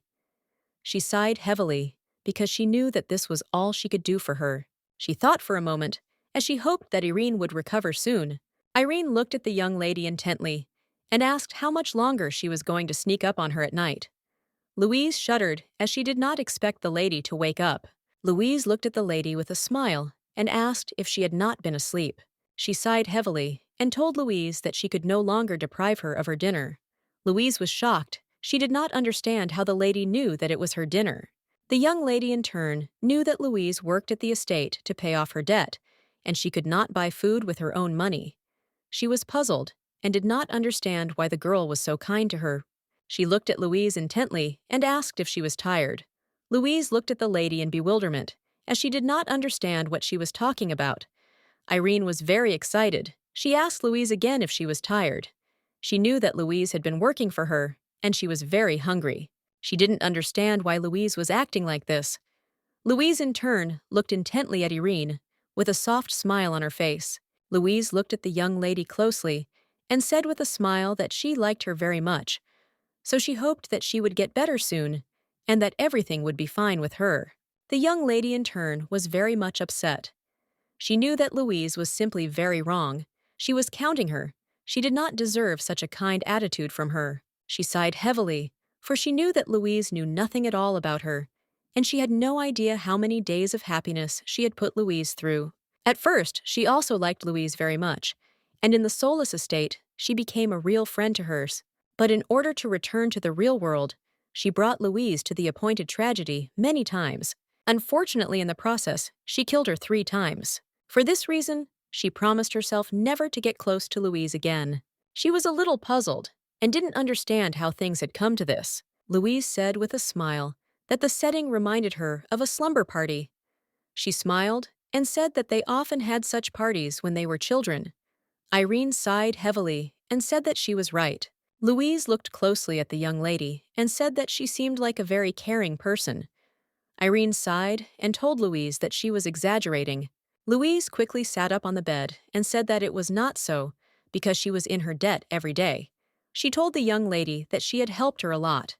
Irene sighed heavily because she knew that it was the pure truth. Louise looked closely at the young lady and asked if she really wanted to leave the mansion. Louise smiled shyly and said that she would most likely work in the mansion for the rest of her life. She looked at the young lady intently and said that, frankly, speaking after her father's business failed, she was left with a lot of debts. Irene, in turn, sighed heavily since she knew about everything. She knew that this plot was just a setup. Louise's father committed suicide, thus leaving her with huge debts. Unfortunately, she could not refuse a highly paid job in the mansion because of this. Louise looked at the young lady closely and said with a smile that she would like to confess honestly. She smiled timidly and said that at first, she thought it would be good if Irene stayed here next to her. Irene hesitated, not knowing what to answer. Louise looked at the young lady intently and said that it was because she realized that she wanted her happiness even more. Irene froze in surprise. On the spot, she did not expect anything like this. Louise looked at her intently and said with a smile that she had treated the stranger very warmly at their first meeting. As she fell asleep, Louise said that the young lady seemed cold to her, but in fact she was a very kind person. Irene looked closely at the young lady and slowly covered her with a warm blanket. She sighed heavily because she knew that even if the story continued to go around in circles, she would really like Louise to be truly happy in this life. Rodion looked closely at the young lady and said with a smile that he had brought her a pet just in case she got very bored. Irene, in turn, was taken aback. She had not expected to see anything like that. She timidly said that he was very handsome. She sighed heavily, as she was puzzled by the fact that this was not a room for a sick person, but a walk-through yard.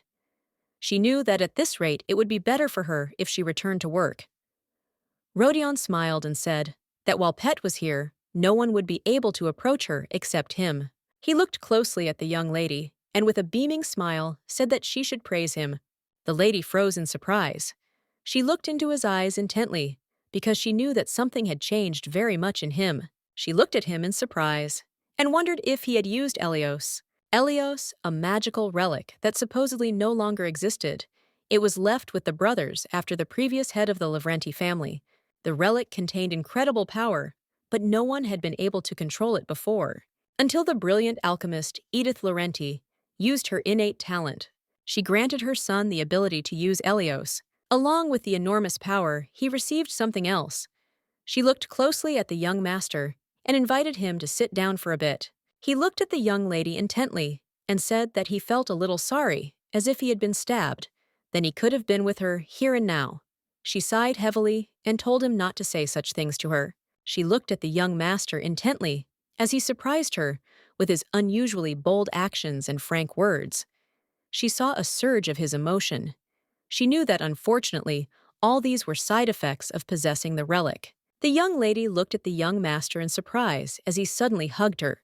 He looked closely at the young lady and said quietly that he very much hoped she would return soon. She looked at him with a tender smile and hugged him back tightly. A moment later, the young lady asked how Louise was doing. He was taken aback, as he had not expected to hear such a question. He looked at her in surprise and asked why she suddenly remembered that Maid Irene looked at the young master and said that the maid was doing the work that they should do together, so she was very worried about her. Rodion sighed heavily and said that he had seen her work a couple of times in passing. Unfortunately, something was always happening to her. The young lady sighed heavily, since she was not even surprised. She sighed heavily, as all this worried her very much. Rodion looked closely at the young lady and said excitedly that since they were talking about Louise, he thought that she was hiding something from them. Irene was taken aback and froze in place. She was a little surprised by such a statement. Irene, after some time, began to work. She froze in surprise on the spot when a towel fell on her. Louise was shocked. She quickly apologized to the young lady. Louise said that she had stumbled, and that was the reason why everything had turned out this way. She asked her for forgiveness for a while. Irene sighed heavily because she knew that Louise was a bad worker. Irene knew that although Louise was a bit clumsy, it had not caused her any problems so far. Rodion, in turn, knew that Louise was hiding something from them, because on the day of his aunt's arrival, he went out of the room with her to see what was happening. He was taken aback when the incense commotion began. He was a little surprised, because Louise continued to tend to his wounds as if nothing had happened, and she was not even surprised by the sound of the shot. But when the young lady fainted, Louise almost fell into a terrible panic. He thought for a moment, as it all seemed very strange to him. The young lady, in turn, looked closely at Louise as she understood that this was really strange. She knew that Louise had been in a similar state when practically the same thing had happened to Rodion. She looked closely at Louise. She knew that they had met only recently, but she already reacted like that. Irene thought that her strange behavior could be caused by a system error. Irene looked closely at the young lady. She knew she needed to keep an eye on Louise. Louise looked sideways at the lady with a smile and said that she had been falling down suspiciously a lot lately. She sighed heavily and said that this did not usually happen. Irene looked at her intently and asked if she was sure that it was only lately that she was falling down. Walking slowly up the stairs, she smiled and said that she was sure of it. But a moment later, Louise stumbled and began to fall down the stairs. Irene was in shock. She screamed and called the girl. Irene, in turn, easily managed to catch Louise. They froze for a moment, looking at each other. Irene looked at the young lady intently and said that she almost fell down the stairs. Louise froze for a moment as the young lady addressed her as a friend. Irene looked at the young lady with concern and asked if she was okay. She was very worried that Louise might have hurt her ankle. Louise looked away from the lady and said that she was perfectly fine. A moment later, she screamed and was taken aback.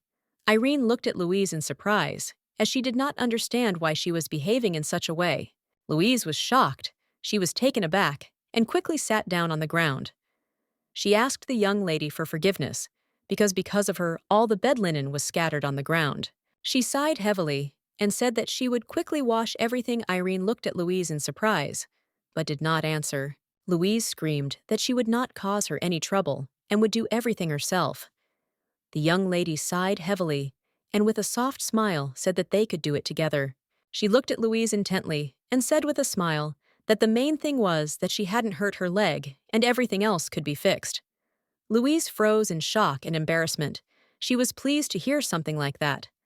Irene looked at the girl and said that they could go back before it was too late and redo everything. Irene sighed heavily.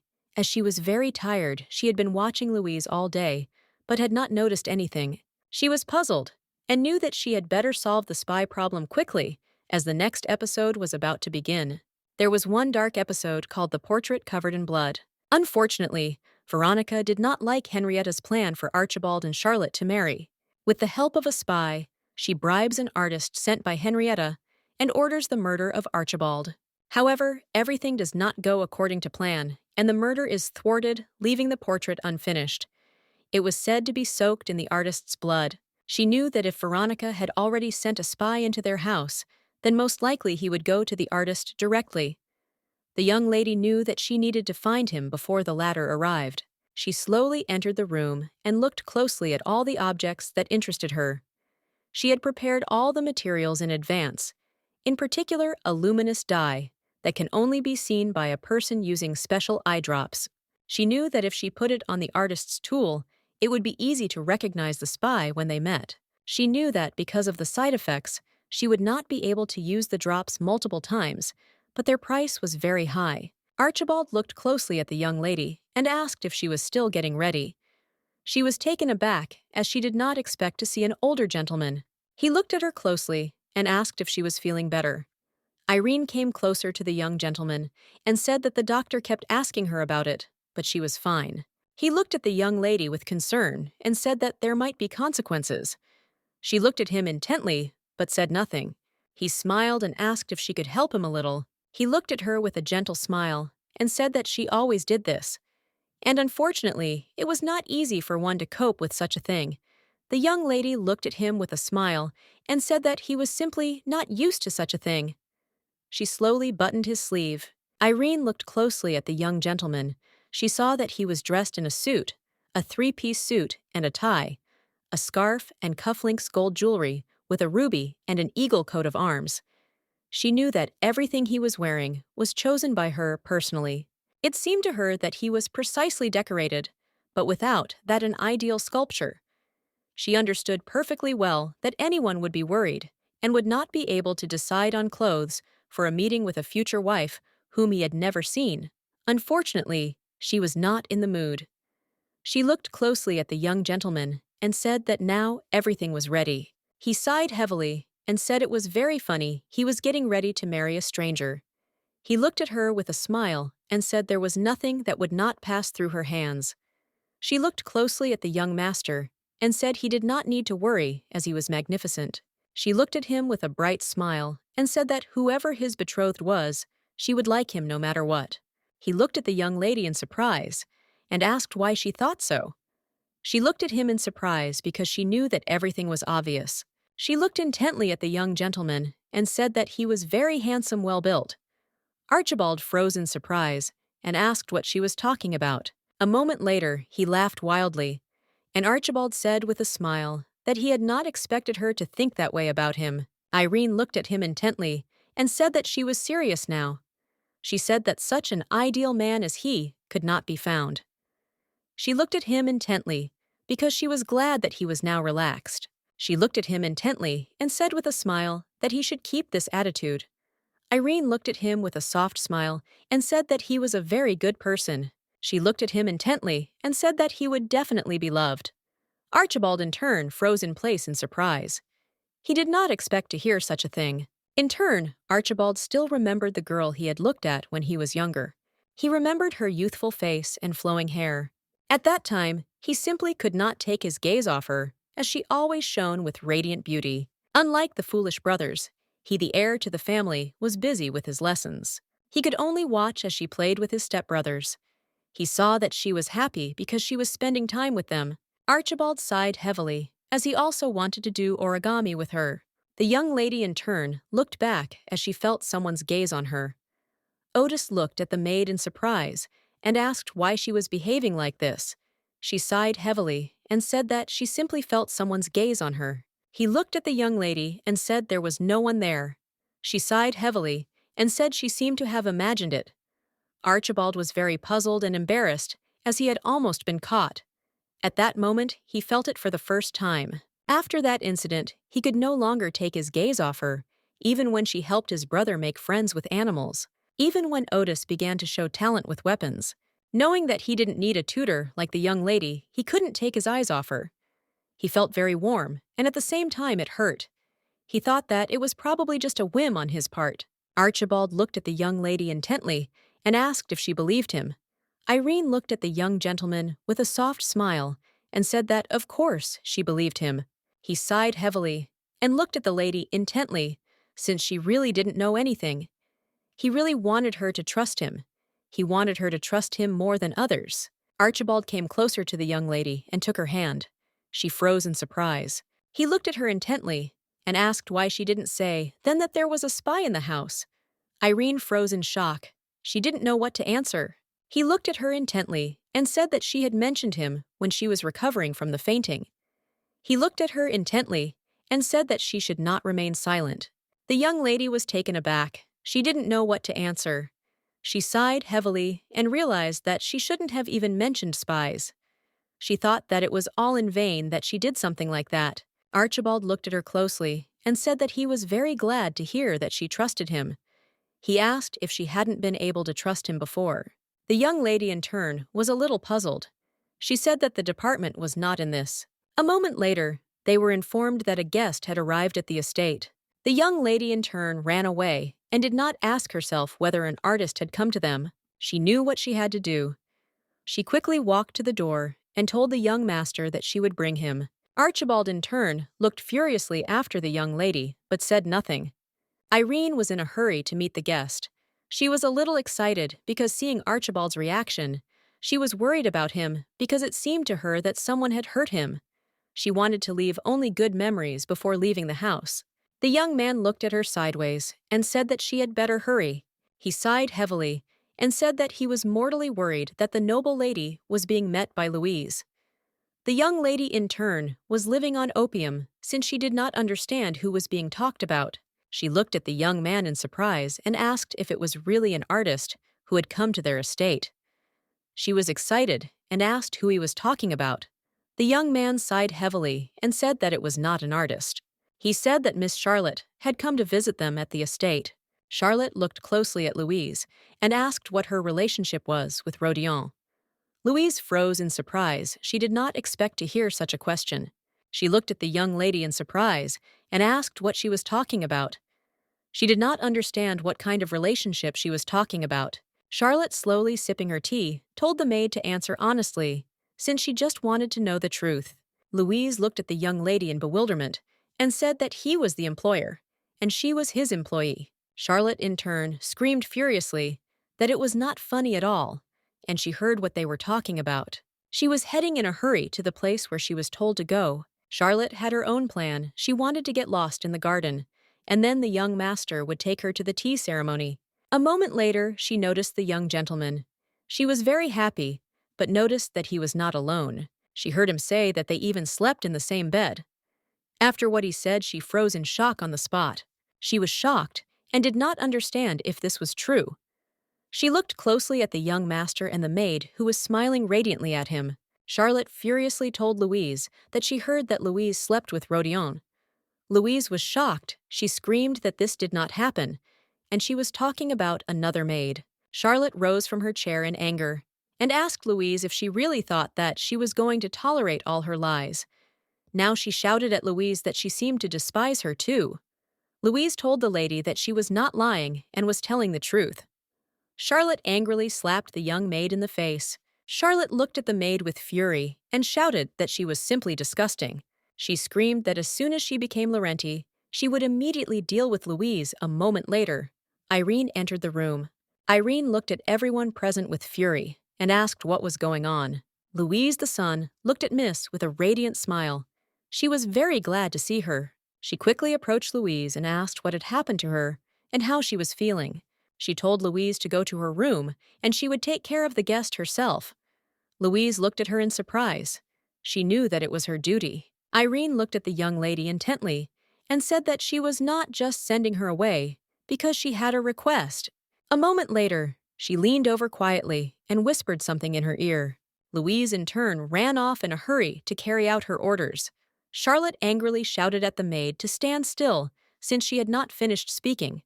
Charlotte was furious and did not understand how they dared. Irene looked at the young lady intently and said that she had come to them without an invitation and would kill their servants. She herself looked at Charlotte with fury and said that it was too much of her. Charlotte looked at the maid with fury and asked who she was to teach her. Irene bowed and asked for forgiveness for the late introduction.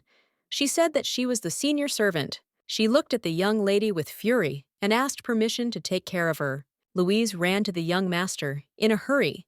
She was in a great hurry and did not call him while he was playing with the cat. He looked at her in surprise and said that at this rate she could suffocate. He did not understand what had happened. She ran closer to him, breathing heavily, looking at him intently. He looked at her in surprise as he noticed that her face was injured. He asked excitedly what was wrong with her face. Louise screamed that it didn't matter at all now. She looked at the young gentleman excitedly and said that the miss had asked her to give him something. He was delighted when he heard Irene's name.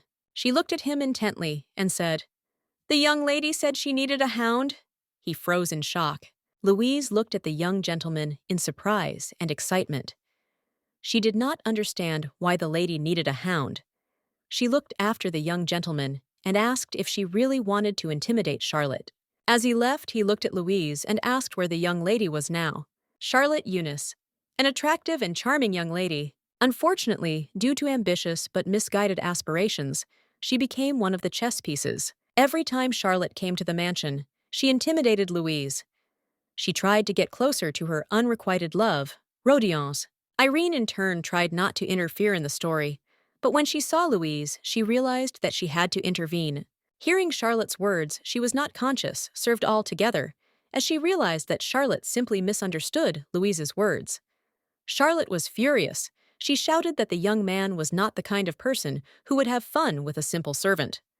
She shouted that he was strong and incomparable. Irene looked closely at the young lady and said that the maid slept with her in the same room yesterday, and she was like a younger sister to her.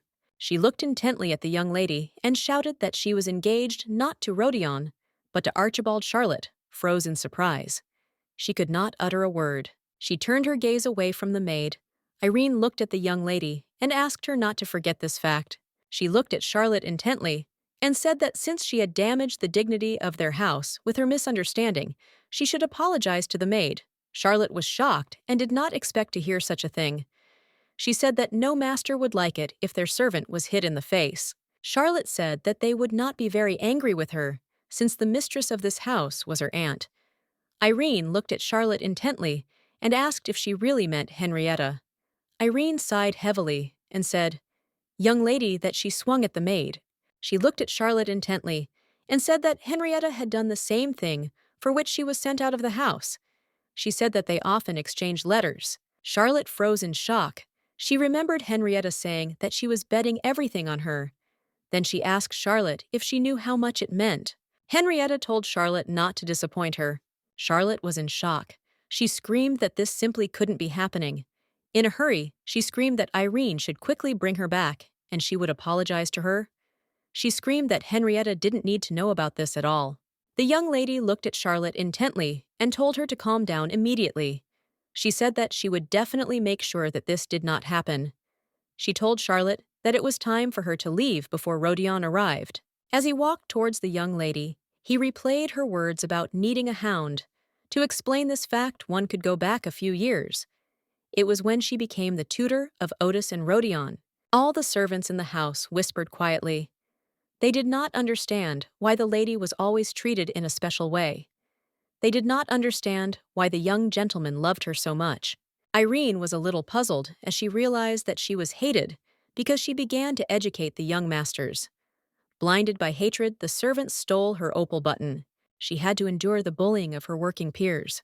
She was puzzled as she had already lived on the estate for decades, but she knew that it was still very difficult for her with their children. Even if she decided to fight them back, she knew that unfortunately, no one would take her side. Irene sighed heavily and, looking at her hands, realized that they were wounded. She knew that she had to wake up young Master Rodion already. The young lady in turn took her gloves and slowly walked towards the young gentleman. As she led him into the room, she looked at him intently and informed him of her arrival. She slowly walked closer to him and said that he should wake up. She sighed because she saw that he was still sleeping. She slowly walked closer to him and saw that he was sleeping quietly and peacefully in a sweet sleep. She stared at the young master for a while, for when he slept, he looked like a real angel. She thought he was very cute. Irene sighed heavily and took his hand. She was glad that she had quickly put on her gloves. She knew that she had to wait a few minutes as usual. She knew that after that, he would slowly wake up. She sighed heavily since the young master put the servants in a difficult situation every morning. But as soon as she took his hand, sleep began to recede. Young gentleman, you in turn felt the warm hands of the young lady. He felt warm and wet hands for a moment. He froze and was taken aback, as this had never happened before. The young lady looked at him with a smile and greeted him early in the morning. He was taken aback and looked closely at her hands. He was in shock. He was excited. He asked where she got the blood on her hands. He was shocked. He asked if she was really wounded. The young lady hesitated, not knowing what to answer. She looked at the young gentleman intently and asked for forgiveness, as the gloves were causing him discomfort. He looked at her in surprise and asked what she was talking about. He shouted that it was not important at all. He looked at the young lady intently and said that when she was in pain, he should take care of her. She froze in surprise for a moment, as she did not expect to hear such a thing. Rodion looked closely at the young lady and asked who had tortured her. She smiled a soft smile and said that no one had tortured her. She looked at the young master and said that she had just fallen and that she would be careful in the future. He sighed heavily as he knew perfectly well that she was lying to him now. The young gentleman looked at the lady intently, took her hand, and asked her if she had ever been to a hunting ground. She thought for a moment and immediately replied that she had never been there. He said that hunters always brought their hounds there. The hounds brought messenger birds, protected their masters, and also tracked down prey. Rodion looked at her, and with a radiant smile said that he would become her hound. Irene froze for a moment in surprise. She laughed because she realized that he would be her protector after his words. She felt better in her soul. She knew that this was very similar to him. She thanked him with a smile for his kind words. Rodion looked intently at the young ladies as soon as he entered. The young lady, in turn, looked intently at Rodion, for he knew what her words meant. Charlotte rushed towards Rodion with a radiant smile. She looked at him intently and thanked him for the fact that she was now safe. Rodion looked at her in bewilderment, because he did not understand what she was talking about. He looked at the young lady in surprise and asked who she was. Charlotte froze in shock. She didn't know how to react to this. He looked at the young lady with fury and contempt and told her to get out of his way immediately. He told her that she was simply annoying him. Irene sighed heavily and told the young gentleman that this was Master Archibald's betrothed, Miss Charlotte. He looked at the young lady in surprise, as he did not expect to hear such a thing. He looked closely at his friend and asked if they were expecting guests. Charlotte was taken aback, and with a timid smile said that she had simply come to see the young man. He looked at her intently and, squeezing her shoulder, said that whoever she was, his brother, was very busy, and it was unwise to come to him without warning. He looked at her furiously and asked if she didn't find this very impolite. She froze for a moment as his aura pressed on her. She turned over in her head his words about what he had said. He looked at her intently and said that he was a little disappointed as the future mistress was acting very selfishly. She asked for forgiveness and quickly flew to the door. The young gentleman looked after her intently as he had seen her somewhere, but unfortunately he could not remember where he had seen her. The young lady looked at the young master intently and thanked him. He looked at her in surprise and said that he thought she was in danger, but asked if that was all. Irene looked at the master intently and said that Charlotte had misunderstood the other maid, which had caused a big problem. He looked at her in surprise and asked what she was talking about. Irene looked intently at the young gentleman and said that as far as she knew, she had heard that he and Louise had shared a bed. Rodion froze in shock on the spot. He had not expected to hear anything like that at all. A moment later, he was taken aback and excitedly asked if he had really shared a bed with that lump of rabbit fur. She looked at him in surprise and asked if that was not so.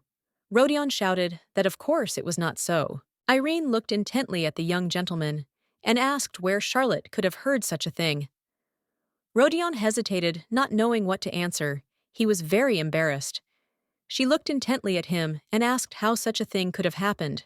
Louise looked at the young master intently and said with a smile that she liked Irenea very much. She said that she was very kind, caring, and really good at everything. She looked intently at the young gentleman, and with a radiant smile and sparkling eyes, asked how it was possible to be so perfect. She in turn wondered if she could ever become like her friend. Rodion sighed heavily and said that he did not know. He was puzzled since she had told him all this for the 100th time in a circle. Rodion sighed heavily and, looking at the lady, said that since she had met him, he had only heard about Irene from her. He looked at Louise intently and said that they seemed to have become very close. Louise smiled and said that maybe it was just fate. Rodion looked at the young lady in surprise and bewilderment, as he did not understand what she was talking about. He thought for a moment and wanted to ask her something. Before he could ask her a question, Louise quickly stood up and told the young gentleman that the young lady had helped her very much when she had caught her with the ladder. When she had almost fallen, the young gentleman was taken aback and shouted that she had frightened him. Louise looked at the young gentleman with a mocking expression and asked if he had never had the same thing. He was furious and shouted that there was nothing to envy. He said that the young lady held his hand every morning. Louise was taken aback, as she did not expect to hear such a thing. She looked at him intently and said that she did not envy him, either because he and the lady had a special relationship. He looked at her in surprise and asked how it was. She looked closely at the young master and said proudly that they even slept together. Rodion sighed heavily, since he could not tell the young lady such a thing. She looked at him intently and asked if he wouldn't tell her what happened. He sighed heavily and said that nothing like that had happened. They were just chatting. He looked away from her, embarrassed, and asked if she wanted to praise him. Rodion looked at her intently and said that he had dropped an important matter to come to her. Irene, looking at the young man, noticed that he now looked like a puppy whose toy had been taken away. She looked at the young man with a smile. A moment later, she came closer to him as she wanted to reward him for his help. She looked at him with a smile and said that he should come closer to her. A moment later, he came to her, as she said. She hugged him tightly, and he froze in place with embarrassment. She smiled with a soft smile and said that he was the only one who still fooled her like this. He asked if she really meant that he was special. The young lady, in turn, knew that of course he was special to her because Rodion was the only owner of Elios. Instead of granting the bearer great power, Elios made him cruel and greedy. When Rodion, under the influence of force, became so violent that no one could approach him, she, the nanny, had to calm him down. Irene, in turn, never refused to help the young master. She did everything just like Louise did in the last playthrough. Now it was she who did it, and he fell asleep peacefully in her arms. She sighed heavily, because she knew perfectly well that it was Louise, and not she, who should be interested in Rodion's attacks and console him. She knew that she had to be convinced of something. She looked intently at the young gentleman, or said with a soft smile that he was more than just special, since of all the gentlemen, he was the closest. Rodion was very glad to hear such words. He blossomed before our eyes, and with a smile asked if it was true. With tears in his eyes, he asked the young lady how she was going to leave him and their home. She sighed heavily as she saw the abrupt change in topic. He looked at the young lady intently and said that she must definitely stay. He said that he needed her, and he would very much like to live together forever. The young master looked at her intently and asked if she could stay with him. He looked at her intently and said that if she left the mansion, he would leave it with her. The young lady stopped him, and looking him intently in the eyes, said that he could live well without her. Rodion froze in place after her words. She looked at him intently and said that he would quickly get used to it. He was shocked, as he did not expect to hear such a thing. A moment later, she turned and walked away, as she said she had to meet the artist. She sighed heavily and said that she would leave him. She knew that she had to get out of the house quickly before the story dragged on. The young master looked at her intently and shouted at her to stop, but it was all in vain. He was very angry and could not just forget her and let her go so easily. Louise, in turn, sat quietly in the garden and stroked the cat. Rodion slowly approached the young lady and asked what she was doing here. She was taken aback, as she did not expect to see a young gentleman. She looked at the young gentleman intently and said with a smile that she was pinned down by the cats and could not move. He looked at her in surprise and said that she was keeping a good eye on him, not that he sighed heavily and said that in fact he wanted to show it to Irene. She looked at the young gentleman in surprise and asked if Irene really liked cats. He sighed heavily and said that he didn't know. She just said that he was like a black cat. Louise looked at the young gentleman intently and asked in bewilderment if he was not a puppy.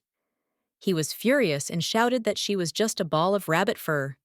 He shouted that Irene had told him otherwise. She was taken aback and looked at the young gentleman in surprise.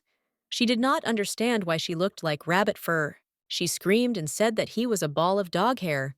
Rodion asked furiously if he really looked like a cable.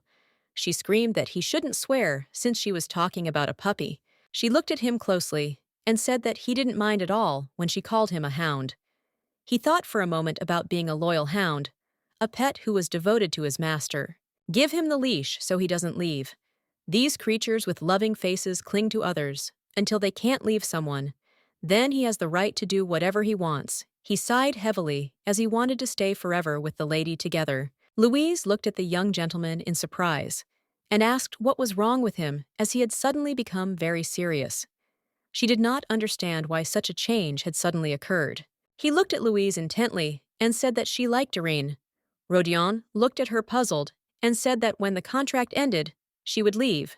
He asked if she could handle it. She sighed heavily, and said that since he asked about it, she didn't think she could quite cope. She wanted to stay with the young lady, at least for a little while. She looked at the young gentleman intently, and said with a smile that she was not greedy at all and wished Miss happiness. He froze and dimmed for a moment after her words. He in turn will make her happy himself. Louise looked closely at the young lady and asked if she was asleep. Louise sighed heavily, as she saw that her question remained unanswered. She was a little puzzled, as she wanted to talk to the young lady. Louise wanted to tell the young lady that she was very glad that she could help. Louise looked at the lady and asked what she was looking for. Irenea sighed heavily and said that she was looking for a larger container. The container for washing bones was too small. She looked at Louise and said that she could relax there. Louise smiled and asked how. So Louise told the lady that she helped her and saved her, and now she wants to help her in return. Irenea looked at Louise intently and asked if she could help her find a suitable jar. Louise, with shining eyes, said that she would find everything for her. A moment later, she said that she would see a container upstairs that looked like the one she needed. Irenea saw the container and said that she would get it now. Louise looked at the young lady excitedly and asked her to be careful. Moments later, Louise looked closely at the young lady and called out to her. Louise, with a radiant smile, picked up the young lady and told her enthusiastically to go down, and that she didn't need to worry at all, as she would ensure her. Irenea looked at the young lady in surprise, but still thanked her with a smile. Irenea smiled a radiant smile and said that she could have fallen, but thanks to Louise, everything turned out well. Louise knew perfectly well that, as the gentleman had said, she would leave, but until that moment, she wanted to leave more good memories of herself. She sighed heavily as she wanted to help her a little. A moment later, she lay down on her bed and decided to stop thinking about such things, since she knew that she had to get up early tomorrow. She quietly went to bed, but unfortunately, she could not sleep. Her thoughts did not leave her. A few hours earlier, Charlotte had returned to the Lichfield mansion. Veronica looked closely at the young lady and said that it looked like she had returned back. Charlotte looked at Mrs. Veronica in surprise, as she did not expect to see her so quickly. Veronica looked at the lady with a smirk and asked how Laurenti was. Charlotte hesitated, not knowing what to say. A moment later, she timidly said that she was thrown out, saying that a guest would arrive soon. Veronica laughed a fierce laugh. She said that, of course, it was to be expected. She looked hard at Charlotte and asked if she thought they were such fools as to accept her so suddenly. Veronica came closer to the young lady and asked if she knew that an artist from Henrietta was coming to visit them today. Charlotte froze for a moment, as she knew nothing. She looked at Madame in surprise and asked if they were expecting the artist to arrive. Veronica sighed heavily and said that it seemed that Henrietta had not told her anything. Veronica looked closely at the young lady, for she knew that Henrietta, in marrying this girl to Archibald, had planned to put herself in line. She knew that they were in cahoots. She looked at the young lady intently and thought, she knew that if anyone thought they would just be left alone, they were wrong. Veronica looked at Charlotte, said that she had sent her to Laurenti to divert attention from her man while she was being kicked here and there. He began to act. Veronica looked at the young lady with a smirk and asked why Henrietta, whom she admired so much, had not told her anything. The young lady in turn froze in place. She did not know what to answer. Charlotte thought for a moment. She was very confused by everything that was happening. She wondered if she was just bait. Veronica came closer to her and took her by the face, said that she did not see any joy in her eyes at all. The young lady sighed heavily and timidly said that everything was fine, and the main thing was that she was able to help them with something. She was puzzled since they sent her, but they did not see at all how Laurenti had led themselves. She knew perfectly well that there must be a reason why Madame Henrietta had not told her. Veronica looked at the young lady with a sneer and said that she was simply poor. She looked at Charlotte with fury and a smirk and said that she should choose wisely who to follow. She whispered softly in her ear that she had great faith in Henrietta. Veronica said softly, with a sneer, that Eunice's family would find it very easy to sell her to another buyer, and she would only have to obey them. Madame looked at Veronica in surprise and asked what she was doing with the girl. Veronica looked at her with a smirk and mockery and asked why she had crawled out of the laboratory. Edith looked intently at Veronica but did not answer. Charlotte, in turn, froze in place when she saw Mr. Rodion's mother. A moment later, she ran up to her and asked with a smile what brought her here. Edith sighed heavily and said that she had simply gone out because she had run out of coffee. She looked at them intently and asked if they would tell her what they were both doing here. Veronica looked at her in surprise and asked what was wrong with her. She asked if she was really worried about anything other than research. She came closer to the young lady and said that from what she had heard, the lady had been to the Laurenti house. Charlotte stood still for a moment in surprise. She looked closely at the young lady and asked if she had seen her son there. She wanted to know how he was getting on. Veronica looked at him mockingly and asked if she had really decided to take an interest in her son's life. She laughed hysterically and said that Madame had abandoned him. Veronica said that she saw that the maternal feelings had not gone away. Veronica was surprised that Edith had come all this way to find out such a trifle. Veronica looked at her closely and asked with a smirk why she didn't stop doing what was out of character for her and continue quietly doing her research. Veronica said that she had something to talk about with Charlotte, so they were busy.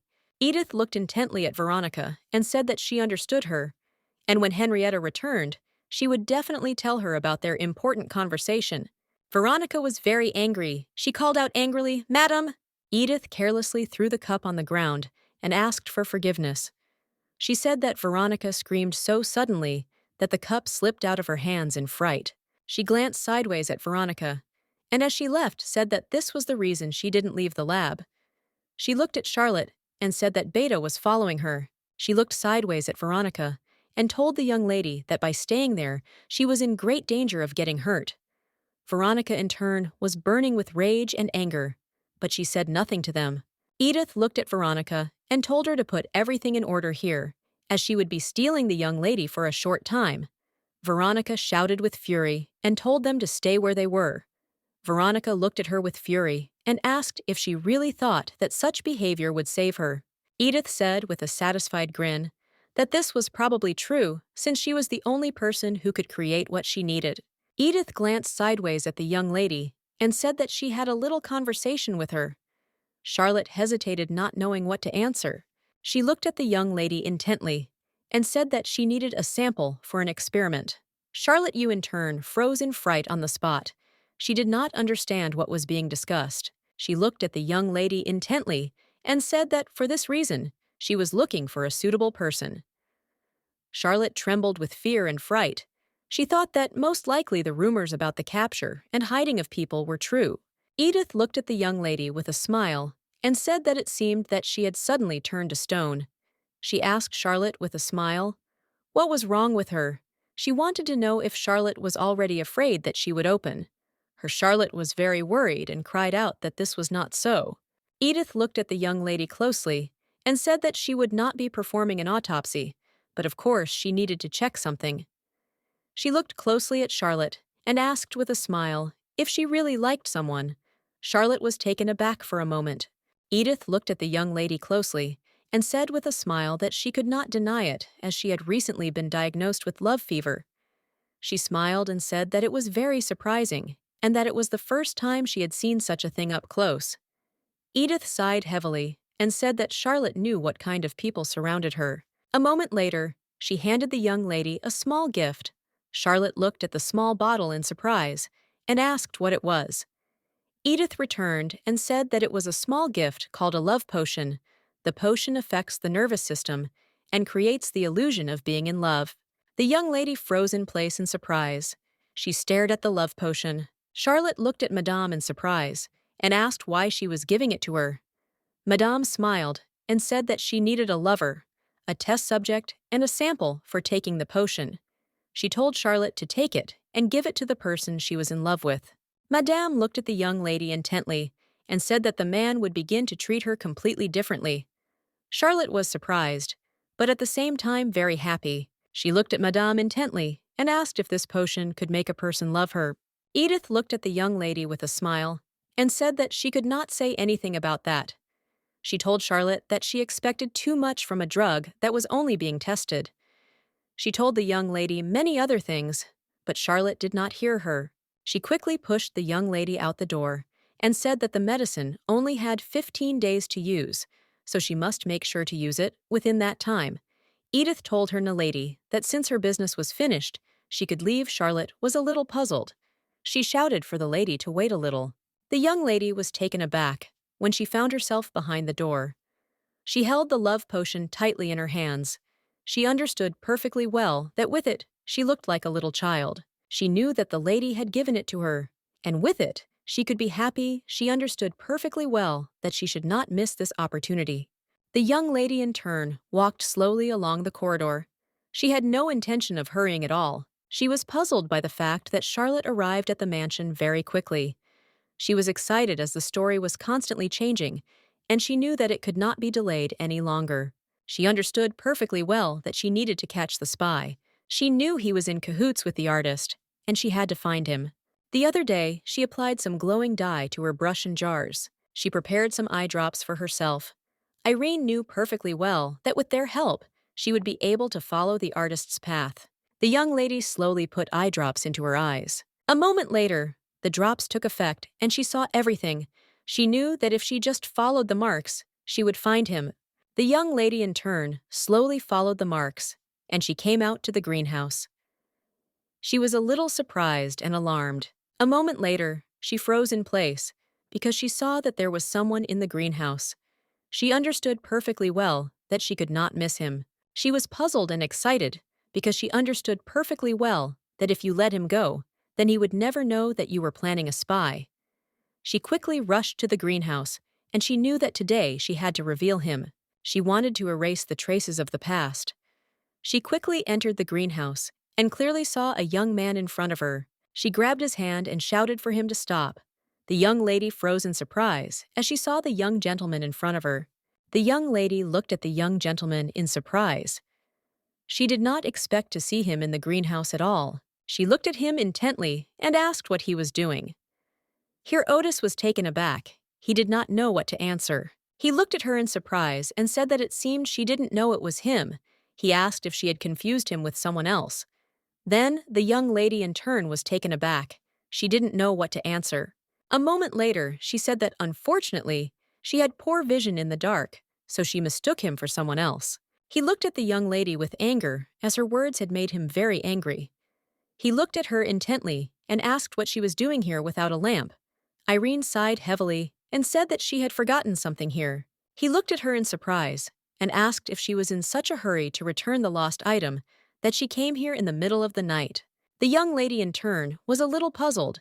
She did not know what to do since she could not think of a suitable excuse. He looked at her closely and said that she wasn't even making excuses.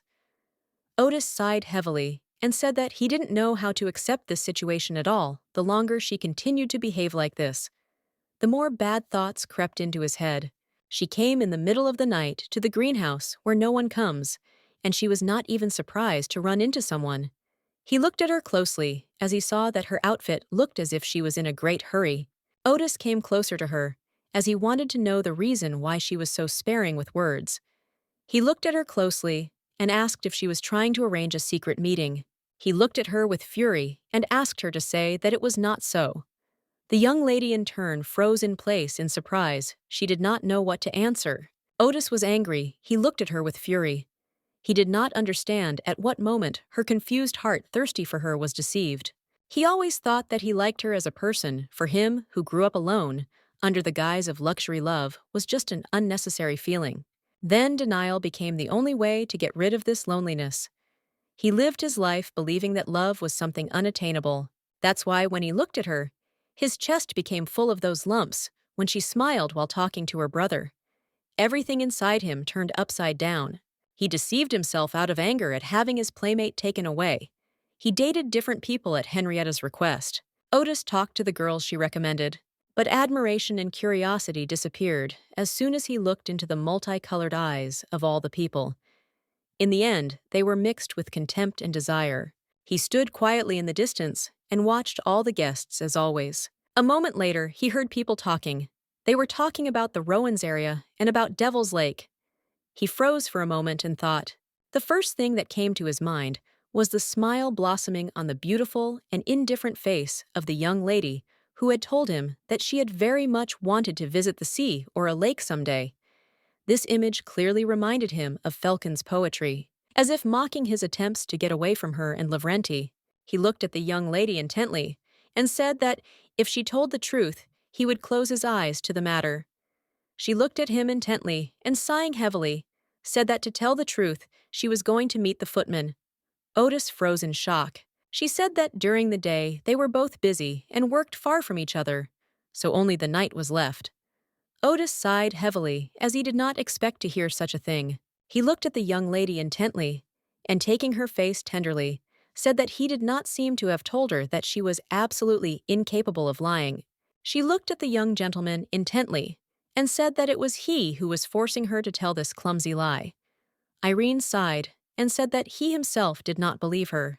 He looked at her sharply, and asked if there was another reason why she acted as if she was expecting someone in the greenhouse in the middle of the night. She looked at him sharply and said that was definitely the case. She told him to be quiet because there was a suspicious person in the mansion. Otis froze in surprise on the spot, as she was acting completely different now. She knew that the young master was a very unpredictable person. She knew that he was a spy who was nearby, could notice the pursuit. Irene understood perfectly well what she should do in such a case. She slowly took his hand and said that he should first go away with her. He looked at her in surprise, asked why they were hiding. Otis was a little surprised, because she said that there was someone suspicious in the mansion. She looked intently at the young master and said that she had followed in his footsteps. He thought for a moment about the suspicious man she had just told him about. He wondered if this was the spy his brother had recently spoken of. He looked at the young lady with a smirk as he realized that it was all about him. She sighed heavily and said that if she had known it would be like this, she would really have gone on a secret rendezvous. He looked closely at the young lady, for she had no idea how relieved he was when the name of Louise, the possessor of her love, or her brother, did not fall from her lips. He looked at her intently, and with lightning speed, embracing her, said that she could arrange a secret meeting with him. The young lady froze for a moment. He looked at her with a smile and said that she should tell him everything in detail. He wanted to know everything about the spy. Otis looked at the young lady and asked if she had kept quiet, because she was afraid she would have difficulty catching him if things got serious. He looked at her closely and asked if it was because she didn't trust them. Irene sighed heavily and said that they knew who and where could overhear them, so she thought for some time to act carefully. She sighed heavily and said that since this was how it was, she couldn't hide it any longer. Irene looked at the young gentleman and said that she had observed his suspicious movements. She said that the spy was heading towards the greenhouse and then disappeared, and later she came across the young gentleman.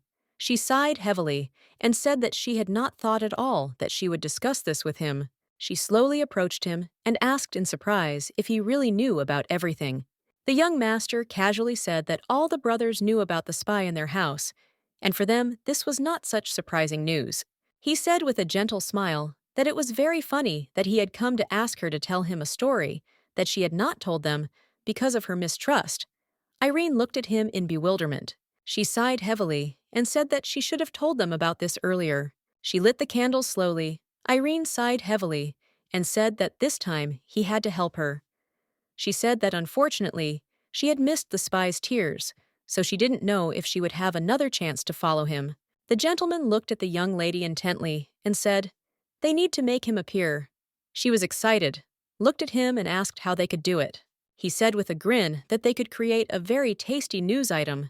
He smiled and said that, for example, a scandal between him and her would be very interesting to a spy. The young lady in turn froze in place from surprise and embarrassment. She did not expect to hear anything like that at all. The young man was a little excited, and it seemed to him that this was very strange, since he knew that what he was looking for was in the box. He was puzzled since he understood that if he had lost it, he would not forget it. The young man slowly approached him and asked what he was doing. He looked at the young man mockingly and said that now he understood what kind of rat was rummaging through the boxes at such a late hour. He looked at the young man with fury as he realized that he was the artist's assistant. The young man told him that he had frightened him very much, told him that it was he himself who was wandering here in the middle of the night. He told him that he was also wandering and that he should not be blamed alone for this. He looked angrily at the artist's assistant and asked if they were in the same situation. He shouted at him that he had worked hard here. For some time they continued to quarrel. The young man was furious as he realized that now even the little children were bullying him. He sighed heavily because he knew that if it weren't for the high salary, he wouldn't even think of setting foot in such an infuriating mansion. He sighed heavily because he knew that it was all because of that girl. He was puzzled that the maid was simply throwing herself at the young masters and climbing to the top. He sighed heavily as if he had known that everything would be like this. He would have gone to Delton, where his brother lived and worked there. The maid slowly approached him and said with a smile that she did not think to take him away. She smiled and said that she was leaving. She was not the only one who thought exactly that way. He was surprised because he didn't expect to see Miriam so late at night. She asked with a smirk if he really thought the whole mansion revolved around that child. She was puzzled that the senior master had given her power over the senior maid. She sighed heavily and said that it was unknown when she would begin to manage the mansion as she pleased. She looked closely at the young man and asked if he agreed with her opinion.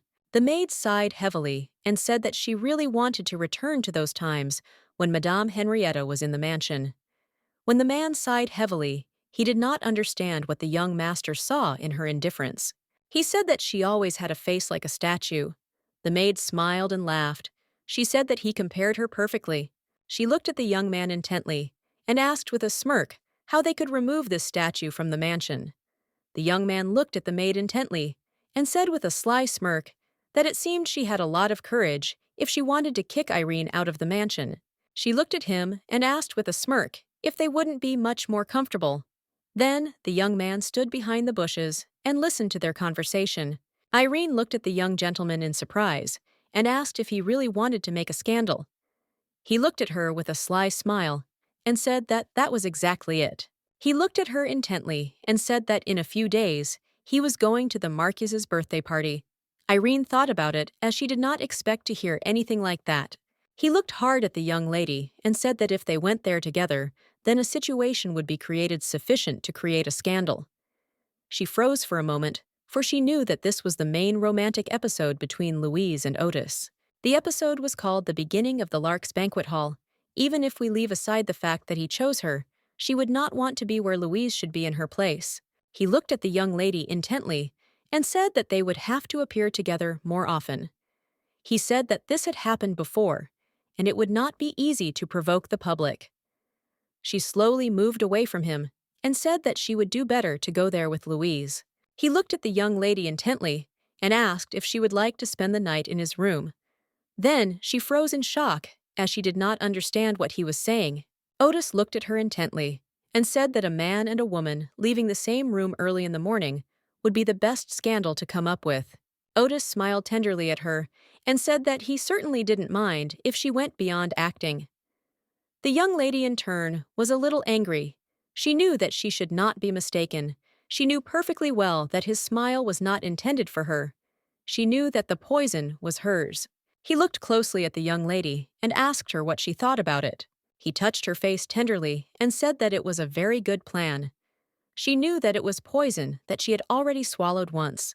There was a time when she truly loved Otis, when they gave each other the warmth of hugs, trying to ease their loneliness. Then they believed that their time would never end. She was pretty worn out from living several lives. She sighed heavily. She knew that, this time, the ending would be bad.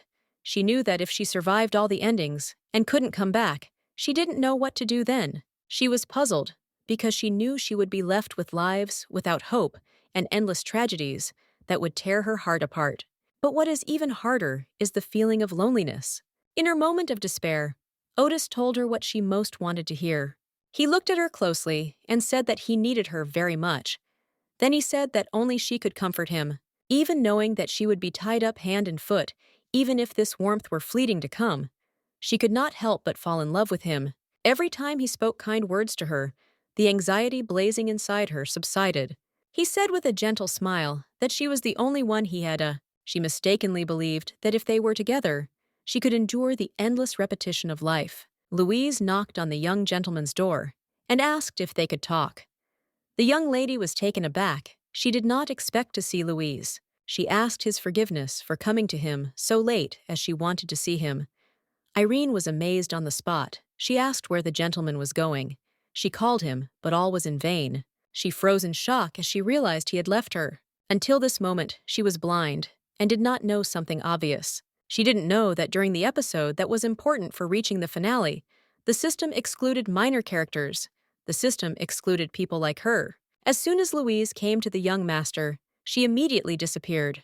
She was puzzled and thought that it would be better for her not to know this care. Then she would not be so sad. She did not want to feel the loneliness that was overtaking her again. She knew that it was enough to give up the thoughts that she meant something in this world. She looked sadly at the young master, because she knew that now she would not love him. She sighed heavily and said that she thought it was wrong, because his feelings for her were not sincere. He looked at the young lady intently as he was saddened. He did not expect to hear such a thing from her. He slowly took her hand and said that he did not know that she still believed in love. Irene looked at the young gentleman intently. She was a little puzzled and did not understand why he had such a sad expression on his face. A moment later, she was taken aback as she heard someone walking. Otis said that it was his brother's footsteps. The young lady froze in surprise. She did not expect to hear that Archibald would be walking around late at night. She did not know what he was doing here. She was very excited and did not know what to do in such a situation. She understood perfectly well that it would be very awkward if they met. She remembered how he asked her why she hadn't told him that there was a spy in the mansion. Then he asked her if she really didn't trust him that much. Irene in turn thought that she was lucky. Since then she hadn't encountered Archibald. But now she was very worried that she might meet him, since the situation was not pleasant. Otis looked at the young lady intently and asked if she didn't want her older brother to know she was here. She looked at the young gentleman in surprise, not knowing what to answer. A moment later, the young gentleman, with the speed of lightning, picked her up in his arms and looked at her with a soft smile. She was in shock and did not understand what he was doing now. She was embarrassed because she did not expect to end up in his arms. He slowly and easily laid her on the bed and began to cover her with a blanket. The young lady looked at the young gentleman in bewilderment. He looked at her intently and said that if she hid, Archibald would not notice her. He said that if he thought she was sleeping, he would leave at once. He looked at the young lady with a gentle smile and said that she could just sleep here until the morning. Looking at the young lady with a predatory but gentle smile, he said that the planned scandal would then come true. Irene was very much puzzled by his words. She looked at him in surprise and asked if he really had to wrap her up like that. He smiled and said that if he did, she wouldn't know who was behind her. He gently told her that now she should just close her eyes and try to sleep. Irene was a little excited as she could hear the young master's heartbeat. She sighed heavily as it once sounded to her. She still sometimes missed him and wanted to return to the young master's arms. Some time later, the young lady was sleeping quietly in bed. Otis looked at her intently. He sighed heavily, looking at the lady, and said that even if she didn't want him, it was okay. He really wanted her to need only him. Opening her eyes, the young lady noticed that it was already morning.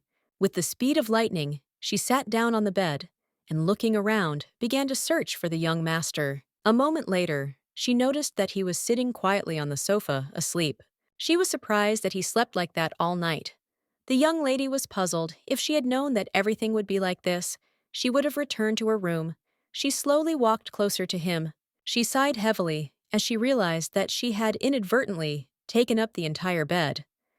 She unconsciously reached out to the young master. He quickly opened his eyes and grabbed her hand.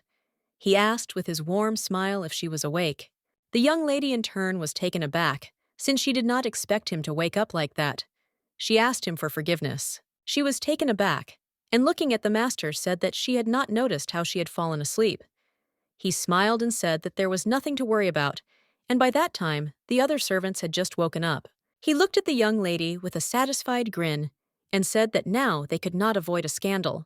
She sighed heavily and said that everything happened as he said. She said that in that case, she should leave the room. He grabbed her hand and asked her to wait a little. The young gentleman looked at the young lady with a smile and said that, unfortunately, no one looks neat after a night with a lover. She froze in surprise. He slowly tousled her hair. She looked closely at the young gentleman and asked if he could make one mark at the back. Irene looked at the young master intently and said that this trace would be irrefutable evidence. He froze in shock on the spot, as he did not expect to hear anything like this. He looked at the young lady in surprise and asked if she was really serious now. She looked hard at the young master and said that this must excite the whole house. He was taken aback and, looking at the young lady, said that she did not want anything like that. She sighed heavily and, thinking, said that this also concerned him. She sighed heavily and said that everyone present could not be fooled by one disheveled appearance, and they needed something more. He sighed heavily and said that sometimes she really did act unexpectedly for him. He looked closely at the young lady and said that it was she who forced him, and he had no reason to refuse. He looked at the young lady with a predatory smile and said that he had no choice but to obey her order. He touched her neck gently and calmly. The young lady, in turn, understood perfectly well that she should not worry. She sighed heavily, as she knew it was just a game.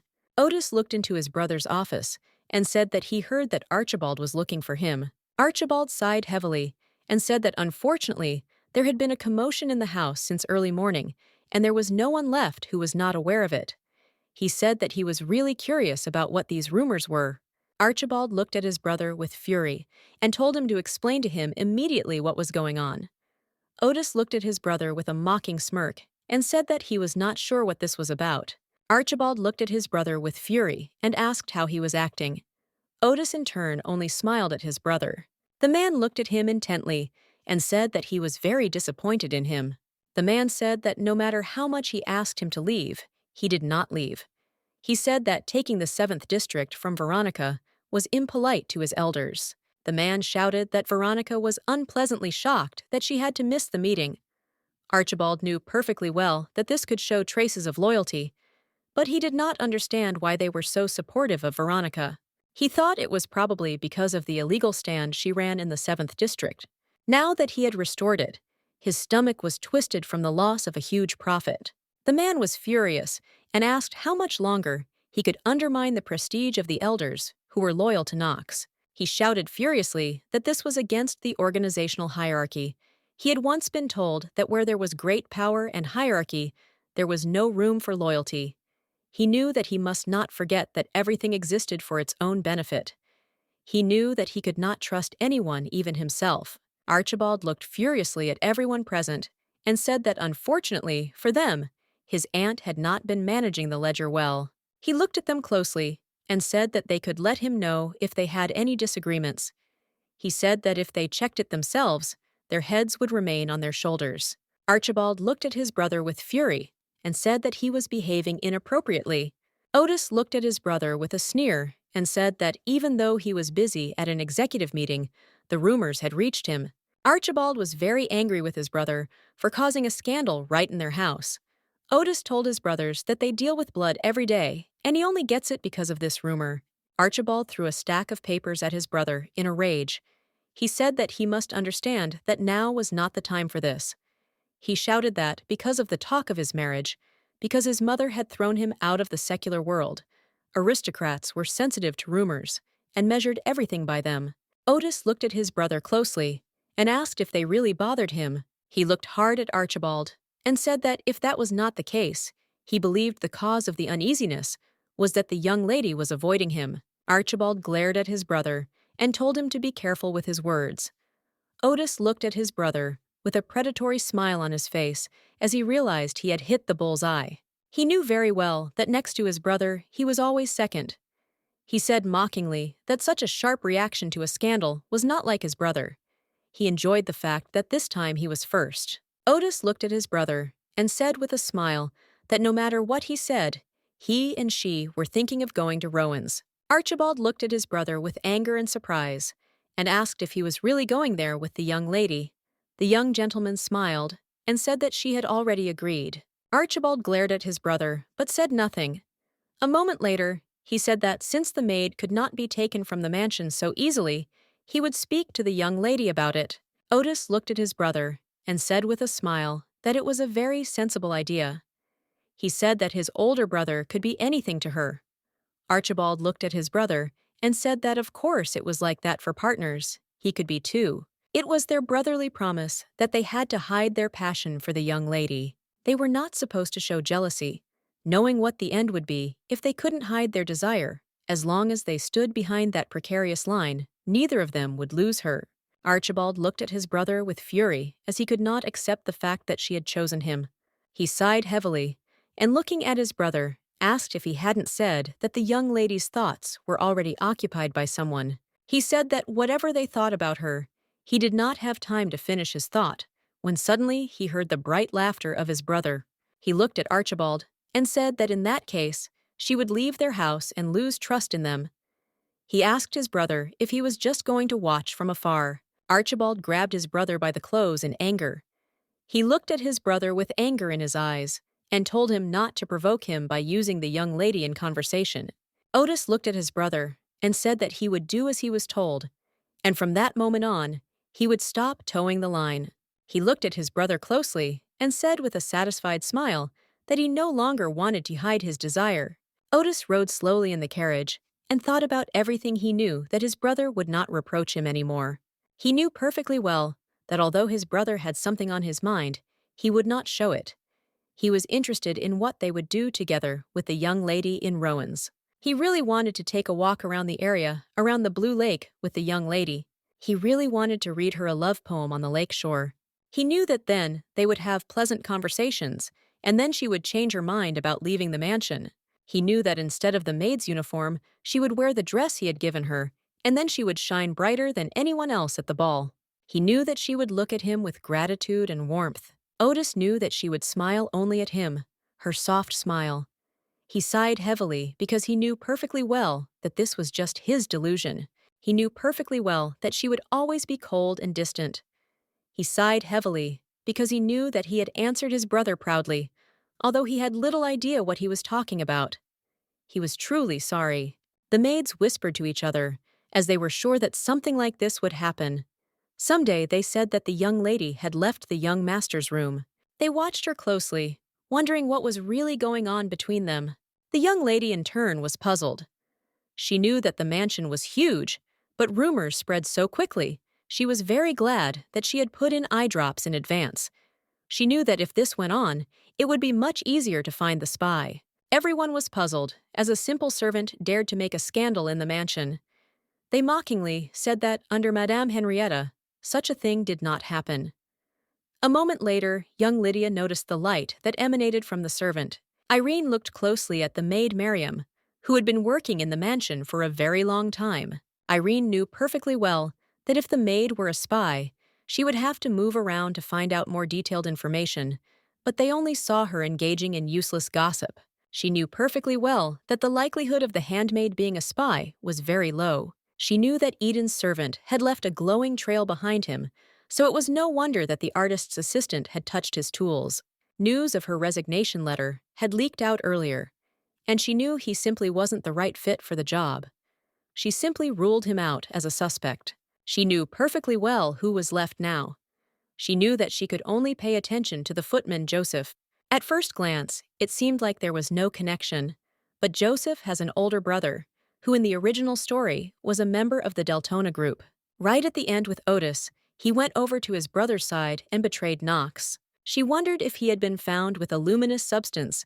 She could only assume that he was a real spy. She knew that in that case she had to check the letters that Louise had sent to Henrietta. She mentally apologized to Louise for doubting her, but even in the original story, Louise was unknowingly playing the role of a spy. A moment later, after a long search, she found the letter. She understood perfectly well that she should not miss such a chance. She looked closely at the letter. As she expected the letter mentioned pink energy, the young lady was taken aback. She turned around and saw Louise. Louise was puzzled by something she was shouting to the young lady that they were in trouble. Irene looked at the young maid with concern and asked what had happened. She looked closely at the young lady and said that Lady Charlotte had come to the mansion again. Young Lady Charlotte named Archibald. She always captivated everyone with her beauty. In the game, she always appeared at an unspecified time, and unfortunately, she thereby created problems for all the servants. Irene knew perfectly well that this time Charlotte had simply fallen in love with Rodion and had begun to torment Louise. She knew that Charlotte had a less important role. She knew that she had to quickly inform the young master about the spy. The young lady looked at Louise intently and asked where Mr. Otis was. Louise looked at the lady in surprise as she did not understand why she needed a second gentleman. Louise was taken aback and, looking at Irene, said that the young gentleman said something about some point, and left Irene understood that he was talking about the arena in the 7th district. She was puzzled that she was only one step late. She knew that all she had to do was send him a telegram. She looked at the young lady and said that she would deal with Lady Charlotte, and she could go. Louise sighed heavily and said that she understood everything. Irene knew very well that a lot of time had passed since the restoration of the 7th district, and now the young master had an increased amount of work. She knew that, unfortunately, she could not ask for help now. She knew that she had to deal with Charlotte right now. Charlotte looked at the maid with contempt and mockery and asked if she dared to show her face here. After making the guest wait for a long time, Irene froze in shock on the spot. She looked at the maid mockingly and asked if she was going to disappoint her again. Irene bowed and apologized to the young lady. She asked Charlotte what business she had come to see them today. Charlotte smiled and said that she had come to see her fiancé today. Irene looked intently at the young lady. She understood perfectly well that this was a complete lie, and that she had probably come to Rodion, or was torturing Louise again. She looked at Charlotte intently, and asking for forgiveness, said that the elder gentleman was busy with work. Until late today, Charlotte smiled, and looking at the maid said that she could give her permission to have tea with someone else. She said with a satisfied smile that she had already received permission from the lady herself, Henrietta. Irene was a little puzzled. She knew that Otis was not in the mansion, and only Rodion remained. She sighed heavily and said to Charlotte that if it suited her, she could invite the younger gentleman. The young lady's expression changed with lightning speed. She looked intently at the maid and asked if she really would drink tea with Rodion. Irene looked at the young lady intently and said that if she wished to die, she could give the message of the day to the first gentleman. Charlotte was taken aback and said that there was no need to do that. She said that she would wait for him as long as it took. A moment later, a young gentleman came out to them and looked at them in surprise. He did not understand what kind of noise they were making. Charlotte, in turn, looked at the young gentleman with loving eyes. Irene looked intently at the young gentleman and said that Lady Charlotte invited him to tea. He looked at the maid in surprise and, sighing heavily, said that he couldn't stand tea. A moment later, he was taken aback and said that he could not stand thirst, and that was very fortunate. Irene, in turn, looked at the young gentleman with bewilderment. She did not understand why he was behaving so suspiciously. She sighed heavily and said that, with their permission, she would take them all to the tea room. The young lady looked after them intently. She was very glad that everything had worked out so well. Irene sighed heavily as she was glad that the letter to the young master had already been sent. She knew that now she had to keep an eye on Joseph and find evidence of espionage. A moment later, she was taken aback as she heard some noise. She looked at the maids closely and asked excitedly where they heard such a thing. The maid was taken aback and said that they went to the tea room. She thought for a moment about what the maids had told her. She was very worried that something might have happened to the young master. She was excited, looked at Louise and asked what happened in the tea room. Louise, in turn, was excited, screaming and calling hers. Louise looked at the young lady intently and said excitedly that the young gentleman had lost consciousness. Irene froze in shock on the spot and immediately turned pale from such news. She was puzzled and wondered if the young master was unconscious now. She was puzzled because she knew that this was the same episode. She was taken aback for a moment, as she was puzzled by the fact that the time did not match. Irene knew that there was nothing like that in the portrait covered in blood. Louise looked excitedly at the lady she had found and called her Irene knew perfectly well that the ending was not yet imminent. She did not understand why everything was happening this way.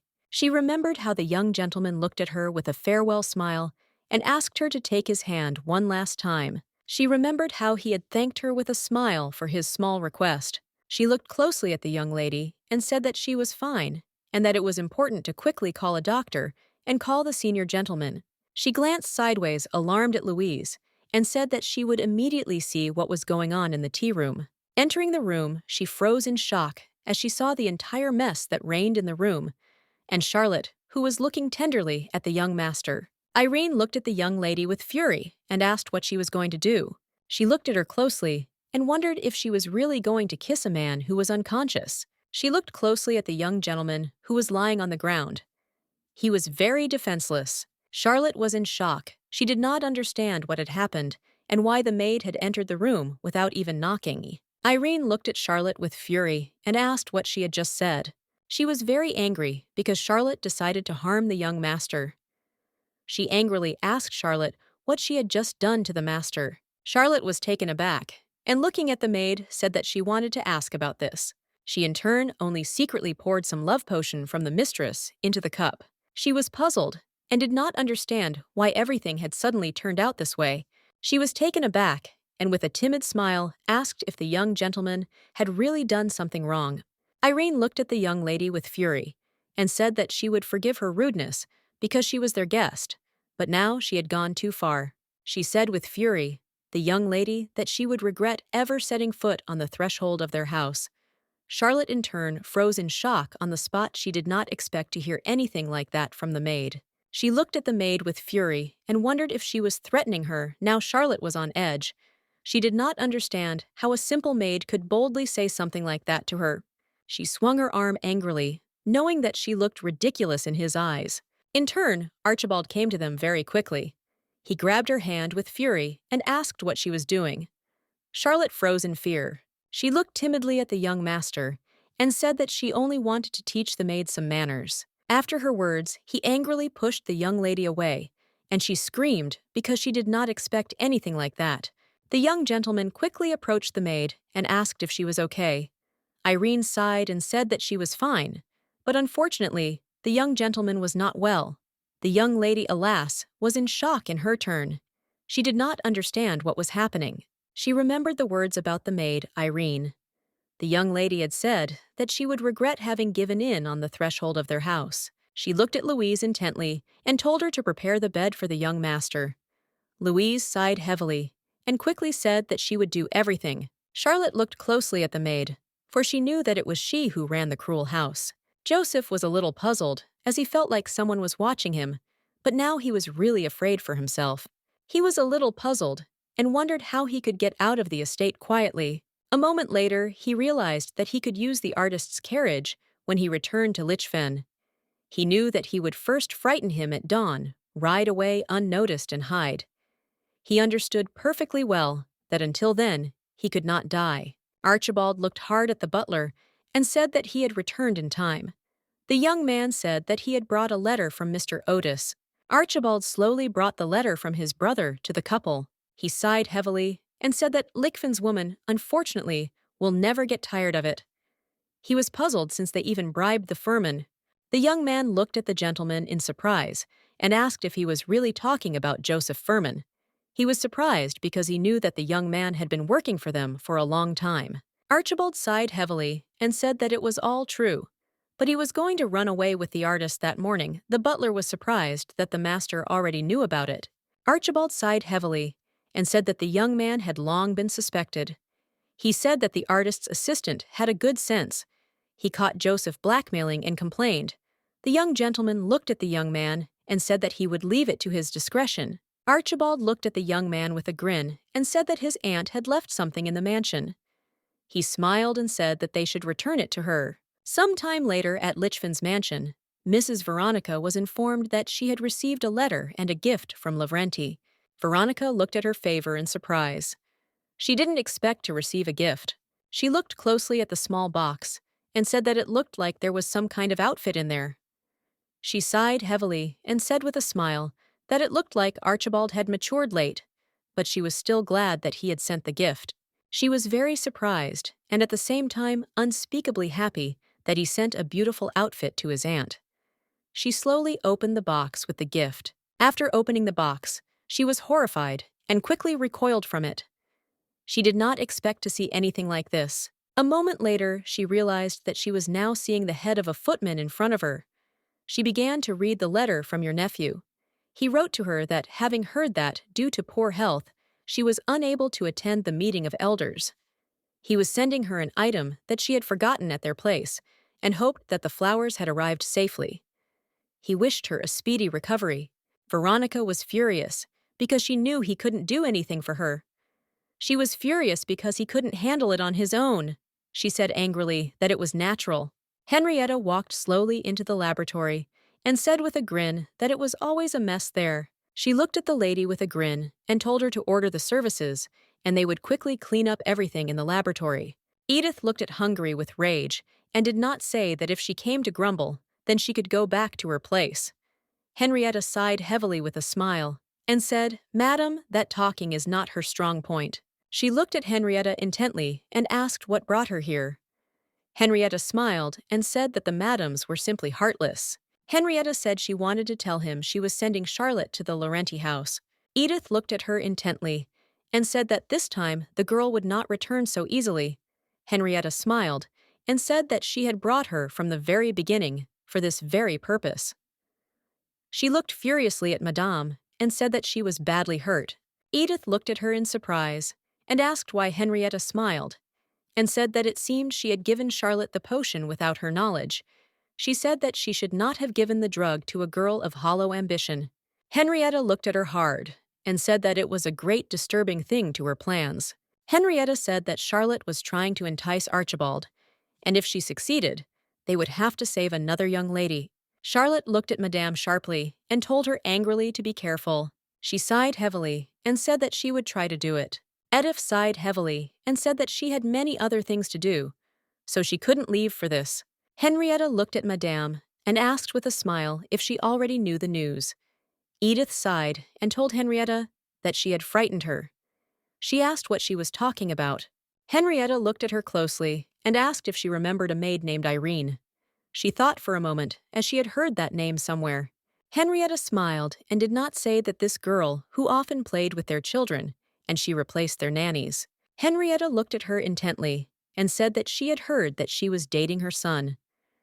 She spent some time telling the news. A moment later, she remembered the girl, for it was her name that was Irenea. She was the only servant whose name she remembered with concern. The madam looked at her son intently and called him. He smiled a radiant smile and looked intently at his mother. He quickly ran up to her. He looked at her intently and said with a smile that he had been very obedient today. He told his mother that he was a very kind child. She looked at him closely and asked if there were any other side effects. He smiled and said there were none. She sighed heavily and said that it was very good. A moment later, she handed him the medicine and said that it was time to take it. The young master sighed heavily and looked closely at the medicine. A moment later, he looked at his mother with a beaming smile and said that he really liked the color purple. A moment later, he timidly asked if he could go out for a walk once he had taken all his pills. She looked at him intently, and as she left, she said that he would be able to do it. She said that if the experiment was successful, he would be able to go out, so he should be patient. The young man was very glad to hear this. He looked intently at his mother, who was slowly walking away from him, and said with a smile that he would do everything. Some time later, Madame was in her laboratory conducting experiments. She sighed heavily as she knew that everything would go well. She was very confused and tired. She no longer knew how much time she had spent in the laboratory. For this reason, it seemed to her that she had forgotten something very important. She looked at the bottle of pills in surprise. She didn't understand where the bottle of pills that she had put away because of the side effects came from. A moment later, she realized that she had made a big mistake. Edith was very excited and puzzled as she realized that the drugs had changed places. She ran to her son with lightning speed. She knew that she could not be late for him. She knew that he was probably not out of control yet. She knew that Elios's spellcasters easily mastered his power, but lost their composure and their personality. So as Rodion grew older, She made more and more powerful preparations in order to concentrate him. But unfortunately, she couldn't do this. She understood that now her son was like a time bomb. She broke into my room and noticed that the maid was hugging her son tightly. The young lady quietly hugged the young gentleman. She whispered to him that everything would be fine. Madame froze in shock at the door. She did not understand what had happened and how she had managed to calm him down. She understood perfectly well that it was impossible to simply calm Elios's anger. She was in shock as the maid's mind and everything worked out. She froze in surprise on the spot as she was very curious about it. She looked closely at the young maid as she understood that the girl was calm and reasonable beyond her years. Edith understood that the maid was not at all like any adult. It seemed to her that the young lady had found out everything from the very beginning. She looked at the maid intently and asked how she had done it. Irene looked at Madame in surprise and asked what exactly she had done. Edith told the young lady that she would like to know how she had managed to put her son to bed. Irene sighed heavily and said that it was easier than it seemed, and that she just needed to exchange the young gentleman. Madame, in turn, was surprised and did not understand how the young lady found out about this. Irene said that when the master throws things around, she stops him. Madame looked at the young maid in surprise and asked if he was really starting to obey her. The young lady in turn said that he obeys her perfectly. Madame asked the girl what her name was. A moment later, the young lady introduced herself. Madame in turn thought for a moment. Moments later, the Madame looked closely at the young lady and said that from this day on, she was responsible for her son. She knew that she needed to keep a little more eye on her son. Irene and Archibald were in the young master's room. The young lady looked at the young master intently. She was very puzzled and did not know why he had not woken up yet. Archibald sighed heavily and said that this was the first time he had encountered such a poison. He did not know if the poison threatened his brother's life. He was puzzled since the composition of the drug was still unknown. The doctor looked closely at the gentleman and said that unfortunately he was unable to make an antidote. He believed that Madame Edith could do something. The young lady in turn sighed and became sad. She knew that it could not be poison because the lady took great care of and valued her son. Archibald looked at the young lady closely and said that she must go and rest before she became ill. He said that she herself had recently recovered from an illness. The young lady sighed heavily but did not answer. She knew that the young master was not dying, but if he lost control of himself, trouble would be inevitable. She knew that if she did not calm him down in time, everything would come to an end. She was very puzzled and scared. Irene knew that her repetitive life would return to her. She did not want to go back to those long hours that she had to endure alone. She was puzzled because she knew that no matter how she fought for the future, it was out of her reach. She was puzzled and did not want to start all over again. Panic seized the young lady. Archibald looked at her with excitement and called out. He saw that she was losing control of herself. Irene was in shock. She couldn't breathe. She was losing herself in the depths of the pool of her thoughts and experiences. The young master quickly grabbed her hand and pulled her towards him, kissing her. The young lady froze in shock on the spot. She did not expect anything like this. But still she obeyed him, and it became easier for her to breathe. And in her mind came the memories of that day. She wondered if it was just an accident. Irene, in turn, looked intently at the young gentleman. Archibald slowly turned on some beautiful music. He was informed that a guest had come to see him. He looked at the maid in surprise and asked if he had seen her before. She sighed heavily and said that she was new here. A moment later, he said that he now understood where she was so familiar to him. He also asked her name. The young lady slowly introduced herself. A moment later, he greeted her with a smile and called her name. She froze in surprise because she knew that he was kind. The master called the services by a short name. She stood in front of the young master. She felt like a mistress. He smiled at her with a radiant smile and said that there were still unfamiliar faces here. She looked at him in surprise, still not understanding what he was talking about. The young lady in turn was very confused by his words. With the speed of lightning, she ran to the door and, asking for forgiveness, said that she would go. She stood frozen behind the door, embarrassed. She understood that he was a young gentleman, Simply a conqueror of hearts. That was exactly the kind of person he was for her before something sad happened. Louise looked at the young lady intently, a smile on her face. She smiled and told the young lady that today had been a lot of fun. Irene looked at Louise in surprise and asked if it was okay that she was spending her vacation with her. Louise hugged the young lady tenderly and said that, of course, there was nothing wrong with eating with her. It was very good. A moment later, they stopped at the entrance as it started to rain. Irene told Louise to wait for her here, as she would bring an umbrella. Quickly, Louise was surprised and asked the young lady to wait a little. Louise was a little puzzled, as she knew that the young lady might get wet and catch a cold if she ran so fast in the rain.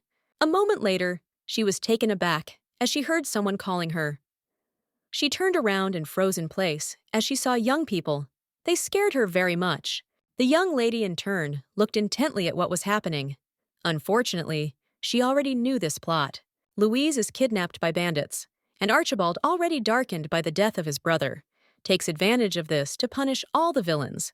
The ending of the love branch between Louise and Archibald. She knew that if the plot was true, then she would be able to return to reality very soon. She really hoped for this. In her mind, she asked Louise for forgiveness for this, since she had not gone to make the girl suffer. Louise, in turn, screamed and called for the young lady.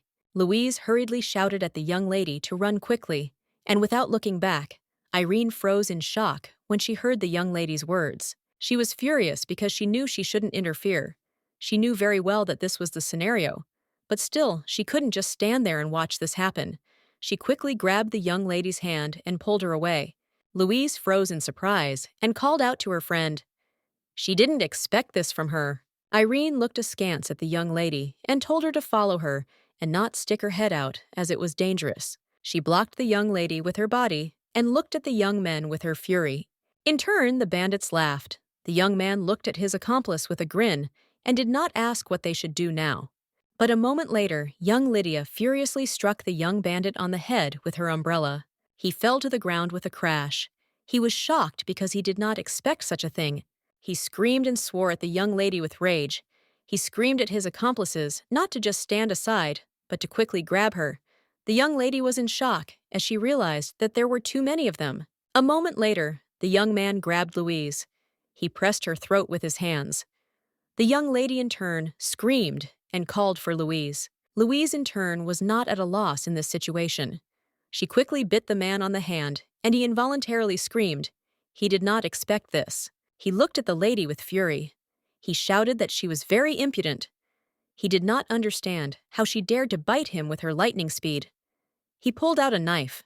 Irene screamed, as she did not expect him to raise a knife to the lady. Irene quickly blocked the young lady with her body, causing the man to strike her body. Louise was shocked. She did not expect anything like this. A moment later, the young lady fell to the ground with a crash. Louise quickly rushed to her. She called her, but unfortunately, it was all in vain. Louise screamed in shock and called for the only lady. She looked at her with tears in her eyes and asked her to wake up. A moment later, the young man struck Louise and she lost consciousness. The man was furious as he knew that they looked like ordinary ladies, but unfortunately, they had to be dealt with. Irene slowly turned over. Writhing in pain, she continued to call for Louise, but all her attempts were unsuccessful. With tears in her eyes, she asked Louise for forgiveness for putting her through this. She cried because she understood that she could no longer change anything in this situation. She sat quietly in the rain, writhing in unbearable pain. Archibald slowly approached the young lady and asked why she had acted so recklessly. She looked at the young gentleman in surprise, as she did not expect to see him. She looked at him intently and, writhing in pain, said that Miss Louise had been kidnapped. He sighed heavily and said that he knew she had been kidnapped. He looked at the young lady intently and said that all she had to do was not to interfere, but she decided otherwise. She sighed heavily, for she knew that Archibald already knew about everything. He threw away his umbrella and came closer to her. He looked at her with his fury and asked if she saw what her arrogance had led to. He looked at her with fury and told her not to be mistaken, as she could not do anything. Archibald's cold words pierced her heart. Now she realized that she was just a secondary character. He reminded her of the worthlessness of her existence, and this made her even more unhappy. He looked closely at the young lady and asked if she had calmed down now. She was frozen with shock and could not say a word to him. He looked at the young lady intently and asked for forgiveness. He said that he would find it difficult to breathe.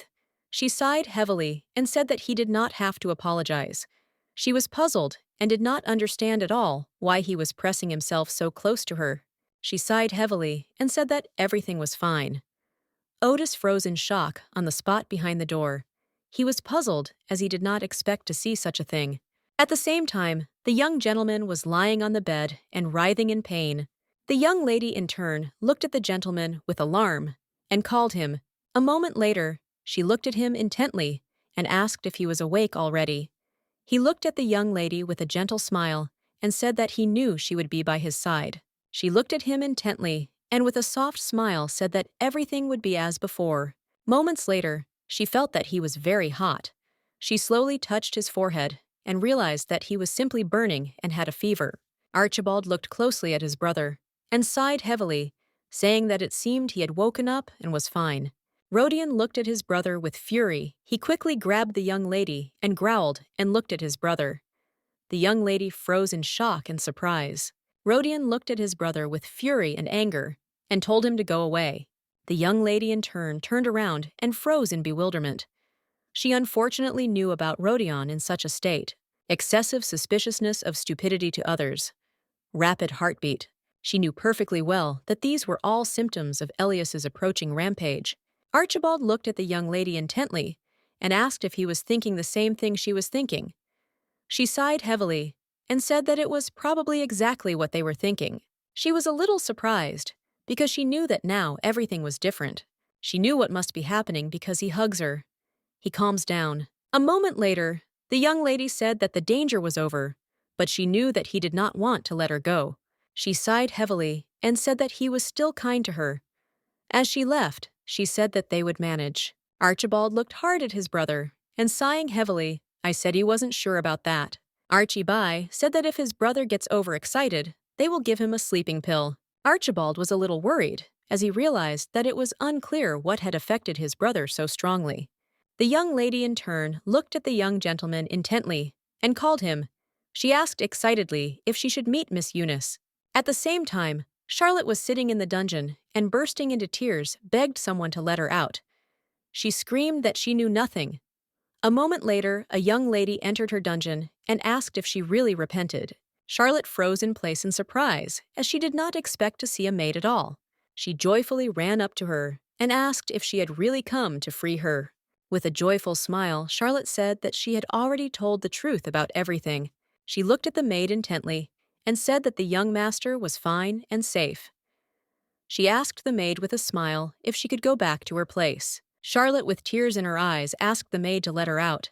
Irene did not want to listen to the whining of the young lady at all. She recoiled from her. Charlotte froze in place from shock as she did not expect such behavior. Irene looked at the young lady with fury and said that the elder gentleman intended to keep her locked up. Charlotte froze in shock on the spot. She did not expect to hear such a thing at all. She screamed furiously that she didn't want this at all, and she didn't like it. She screamed that she didn't like it in the dirty and cramped dungeon. She looked at Charlotte intently and said nothing, but it made her calm down and tone down her ardor. She sighed heavily and told Chernoff that they had come to help her. Charlotte looked at the maid in surprise, as she had not expected to hear anything like that at all. Charlotte asked if this was true. Irene looked at her intently and said that it was exactly like that, and if they could talk normally, she would soon be released. Looking at Charlotte, she said she would like to discuss her love potion. Charlotte looked at the maid with excitement and did not say that she had already told everything, and she did not even know that there was poison there. Charlotte sighed heavily and remembered the conversation with Madame. She said that Madame told her that it was a love potion and it caused an illusion. She looked closely at the maid and said that the love product destroys nerve cells and artificially awakens sympathy. She said that, with the help of the love potion, she wanted to arouse the young master's sympathy for the family. Irene, in turn, understood perfectly well that Madame valued rationality and efficiency. She wondered why she would create such a frivolous potion. She thought for a moment about the love and research she had spoken of. As far as she remembered, there had been something about it in her lab. The young lady, in turn, was a little puzzled, since she did not know what Madame had in mind. She felt uneasy at heart, and she wanted to check everything out for herself. Irene, leaving, told Charlotte that she had helped her a lot, and it was time for her to leave. Charlotte looked at the maid excitedly and asked if she was really leaving so easily. Charlotte shouted at the maid to wait. She looked at the maid intently and said that she had not told her everything, but it was simply too strange. She said that when she poured the potion into the tea, the master acted suspiciously.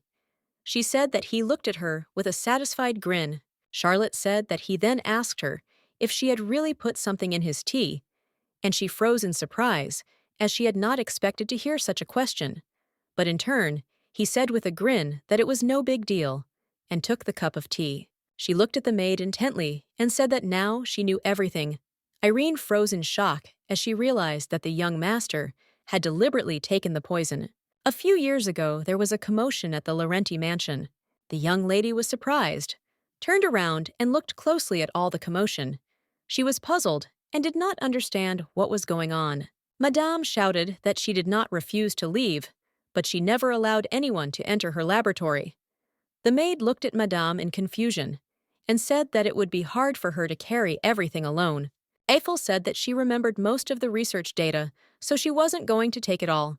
She yelled at everyone present to leave her lab alone. She looked at them with her fury and did not say that since they could expel them to Lichfen, they should deal with this. She looked at Archibald sharply and asked if this was true, but he looked at her with a gentle smile and said nothing.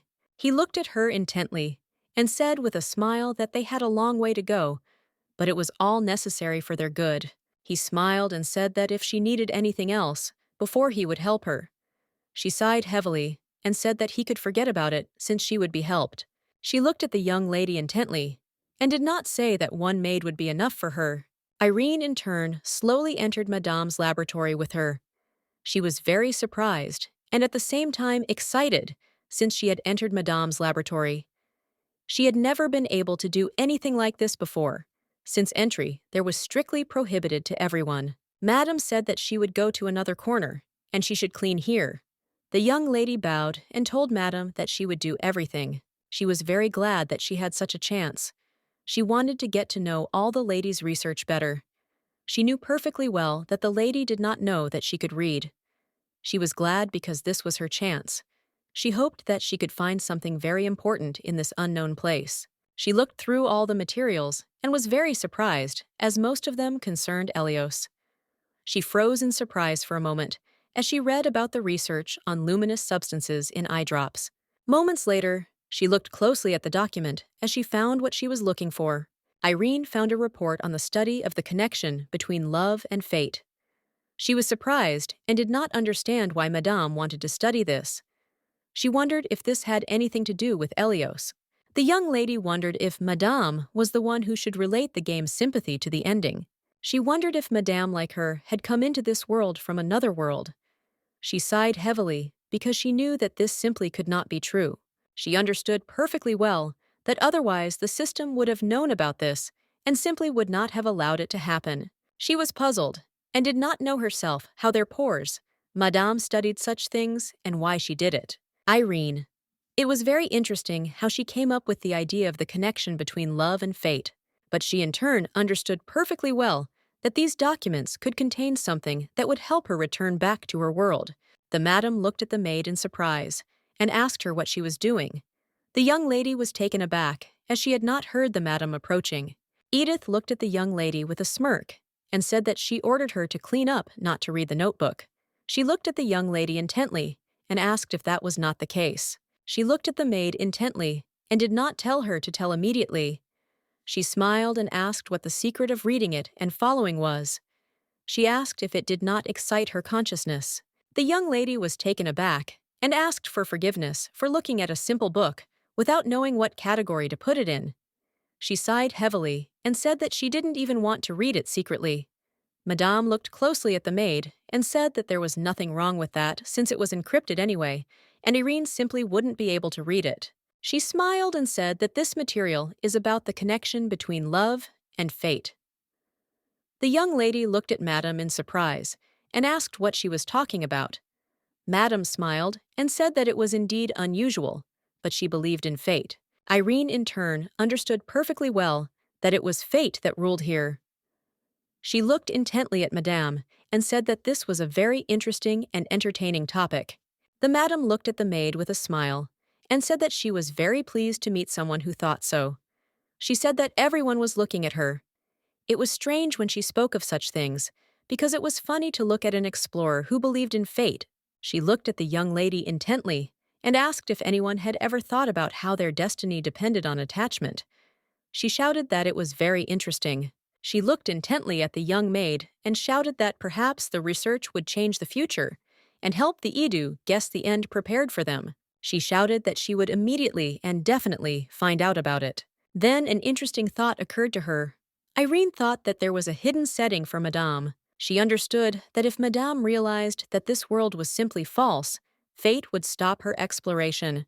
That's what she thought then, but now completely different thoughts were spinning in her head. She remembered the lady who I hoped her research would change the future. She looked intently at Charlotte, to whom I had told her that the product destroyed nerve cells and created the illusion of sympathy. She was shocked because she now understood that it was she who had fallen into the trap of history and not Edith.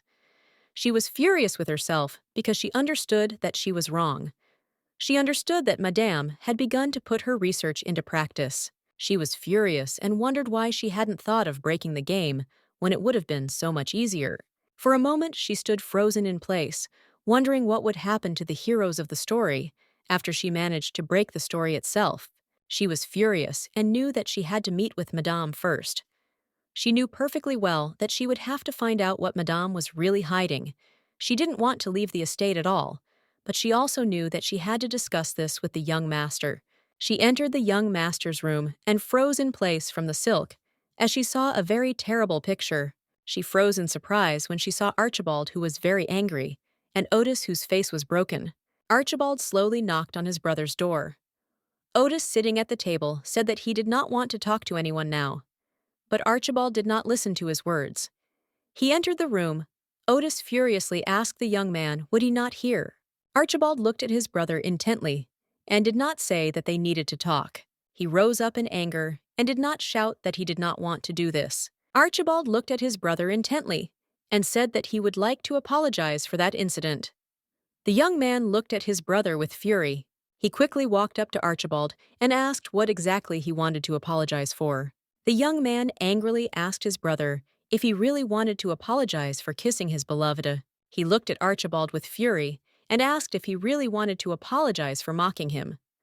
Archibald was taken aback and said that before Rodion woke up, the lady began to breathe quickly, and he, in order to calm her down, kissed her. Otis looked at his brother with fury and told him to stop. He shouted that he did not need to justify himself at all, since he knew perfectly well that his brother had a good reason. Otherwise, he would be just a hypocrite who encroached on his brother's beloved. He said angrily that what made him even more unhappy was that he and Irene really had no relationship.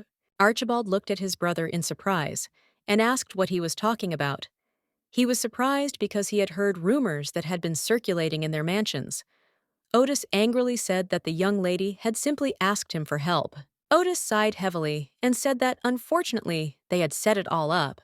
He looked at his brother intently and said that he didn't have to apologize to him for anything. Archibald was shocked. He didn't expect to hear something like that. He approached his brother and said that if she were his lover, he would kill her. He grabbed his brother by the clothes. He was very angry with him. He looked at his brother with fury and said that no matter how much he pretended to be indifferent, his dirty desires were getting the better of him. A moment later, he pushed his brother away and casually said that he was not the only one who had such desires. He told his brother that since he loved her, he too could destroy her. Archibald froze in anger. The young lady in turn looked at the young gentleman with bewilderment. She did not expect to see anything like this at all. She moved with lightning speed and came closer to them and asked what was going on. Archibald looked at the young lady and said that nothing terrible had happened, and she need not worry. Otis looked mockingly at his brother as he now recognized the head of the family. He said that it seemed that a quarrel with his brother was nothing terrible. Archibald looked at his brother with fury and did not tell him to shut his mouth immediately. Otis looked at his brother and said with a smirk that if he had been born a little earlier, he would be in his place now. Lichfin had taught him nothing. Otis laughed hysterically and said that it had taught him everything. He asked his brother if he had enough humanity to comfort him. The young lady looked at the young gentleman with fury and shouted at them to stop immediately. She looked at them with fury and asked if it was proper for brothers to quarrel like that. She stood between the brothers and said that Rodion had not yet fully recovered. She shouted that they could not behave like this. She looked intently at Archibald and asked if he knew how many unresolved cases there were in the mansion. She told the gentleman that people of his status should be ashamed to resort to violence. Otis looked at the young lady with a satisfied smile. He was very glad that she stood up for him. Archibald looked at the young lady closely. He realized that he had made a mistake. Taking all his rage under control, he asked for forgiveness. He said that it seemed that she would take care of his brother. Some time later, he left them. The young master was furious, as he realized that he had not thought about the consequences today. He was puzzled for, in everything connected with the young lady, he found it difficult to maintain his composure. When she stood in front of him, he just wanted to tear his brother standing behind her to shreds. He could clearly remember his arrogant grin now. Archibald sighed heavily. He had not expected to be able to hit so low.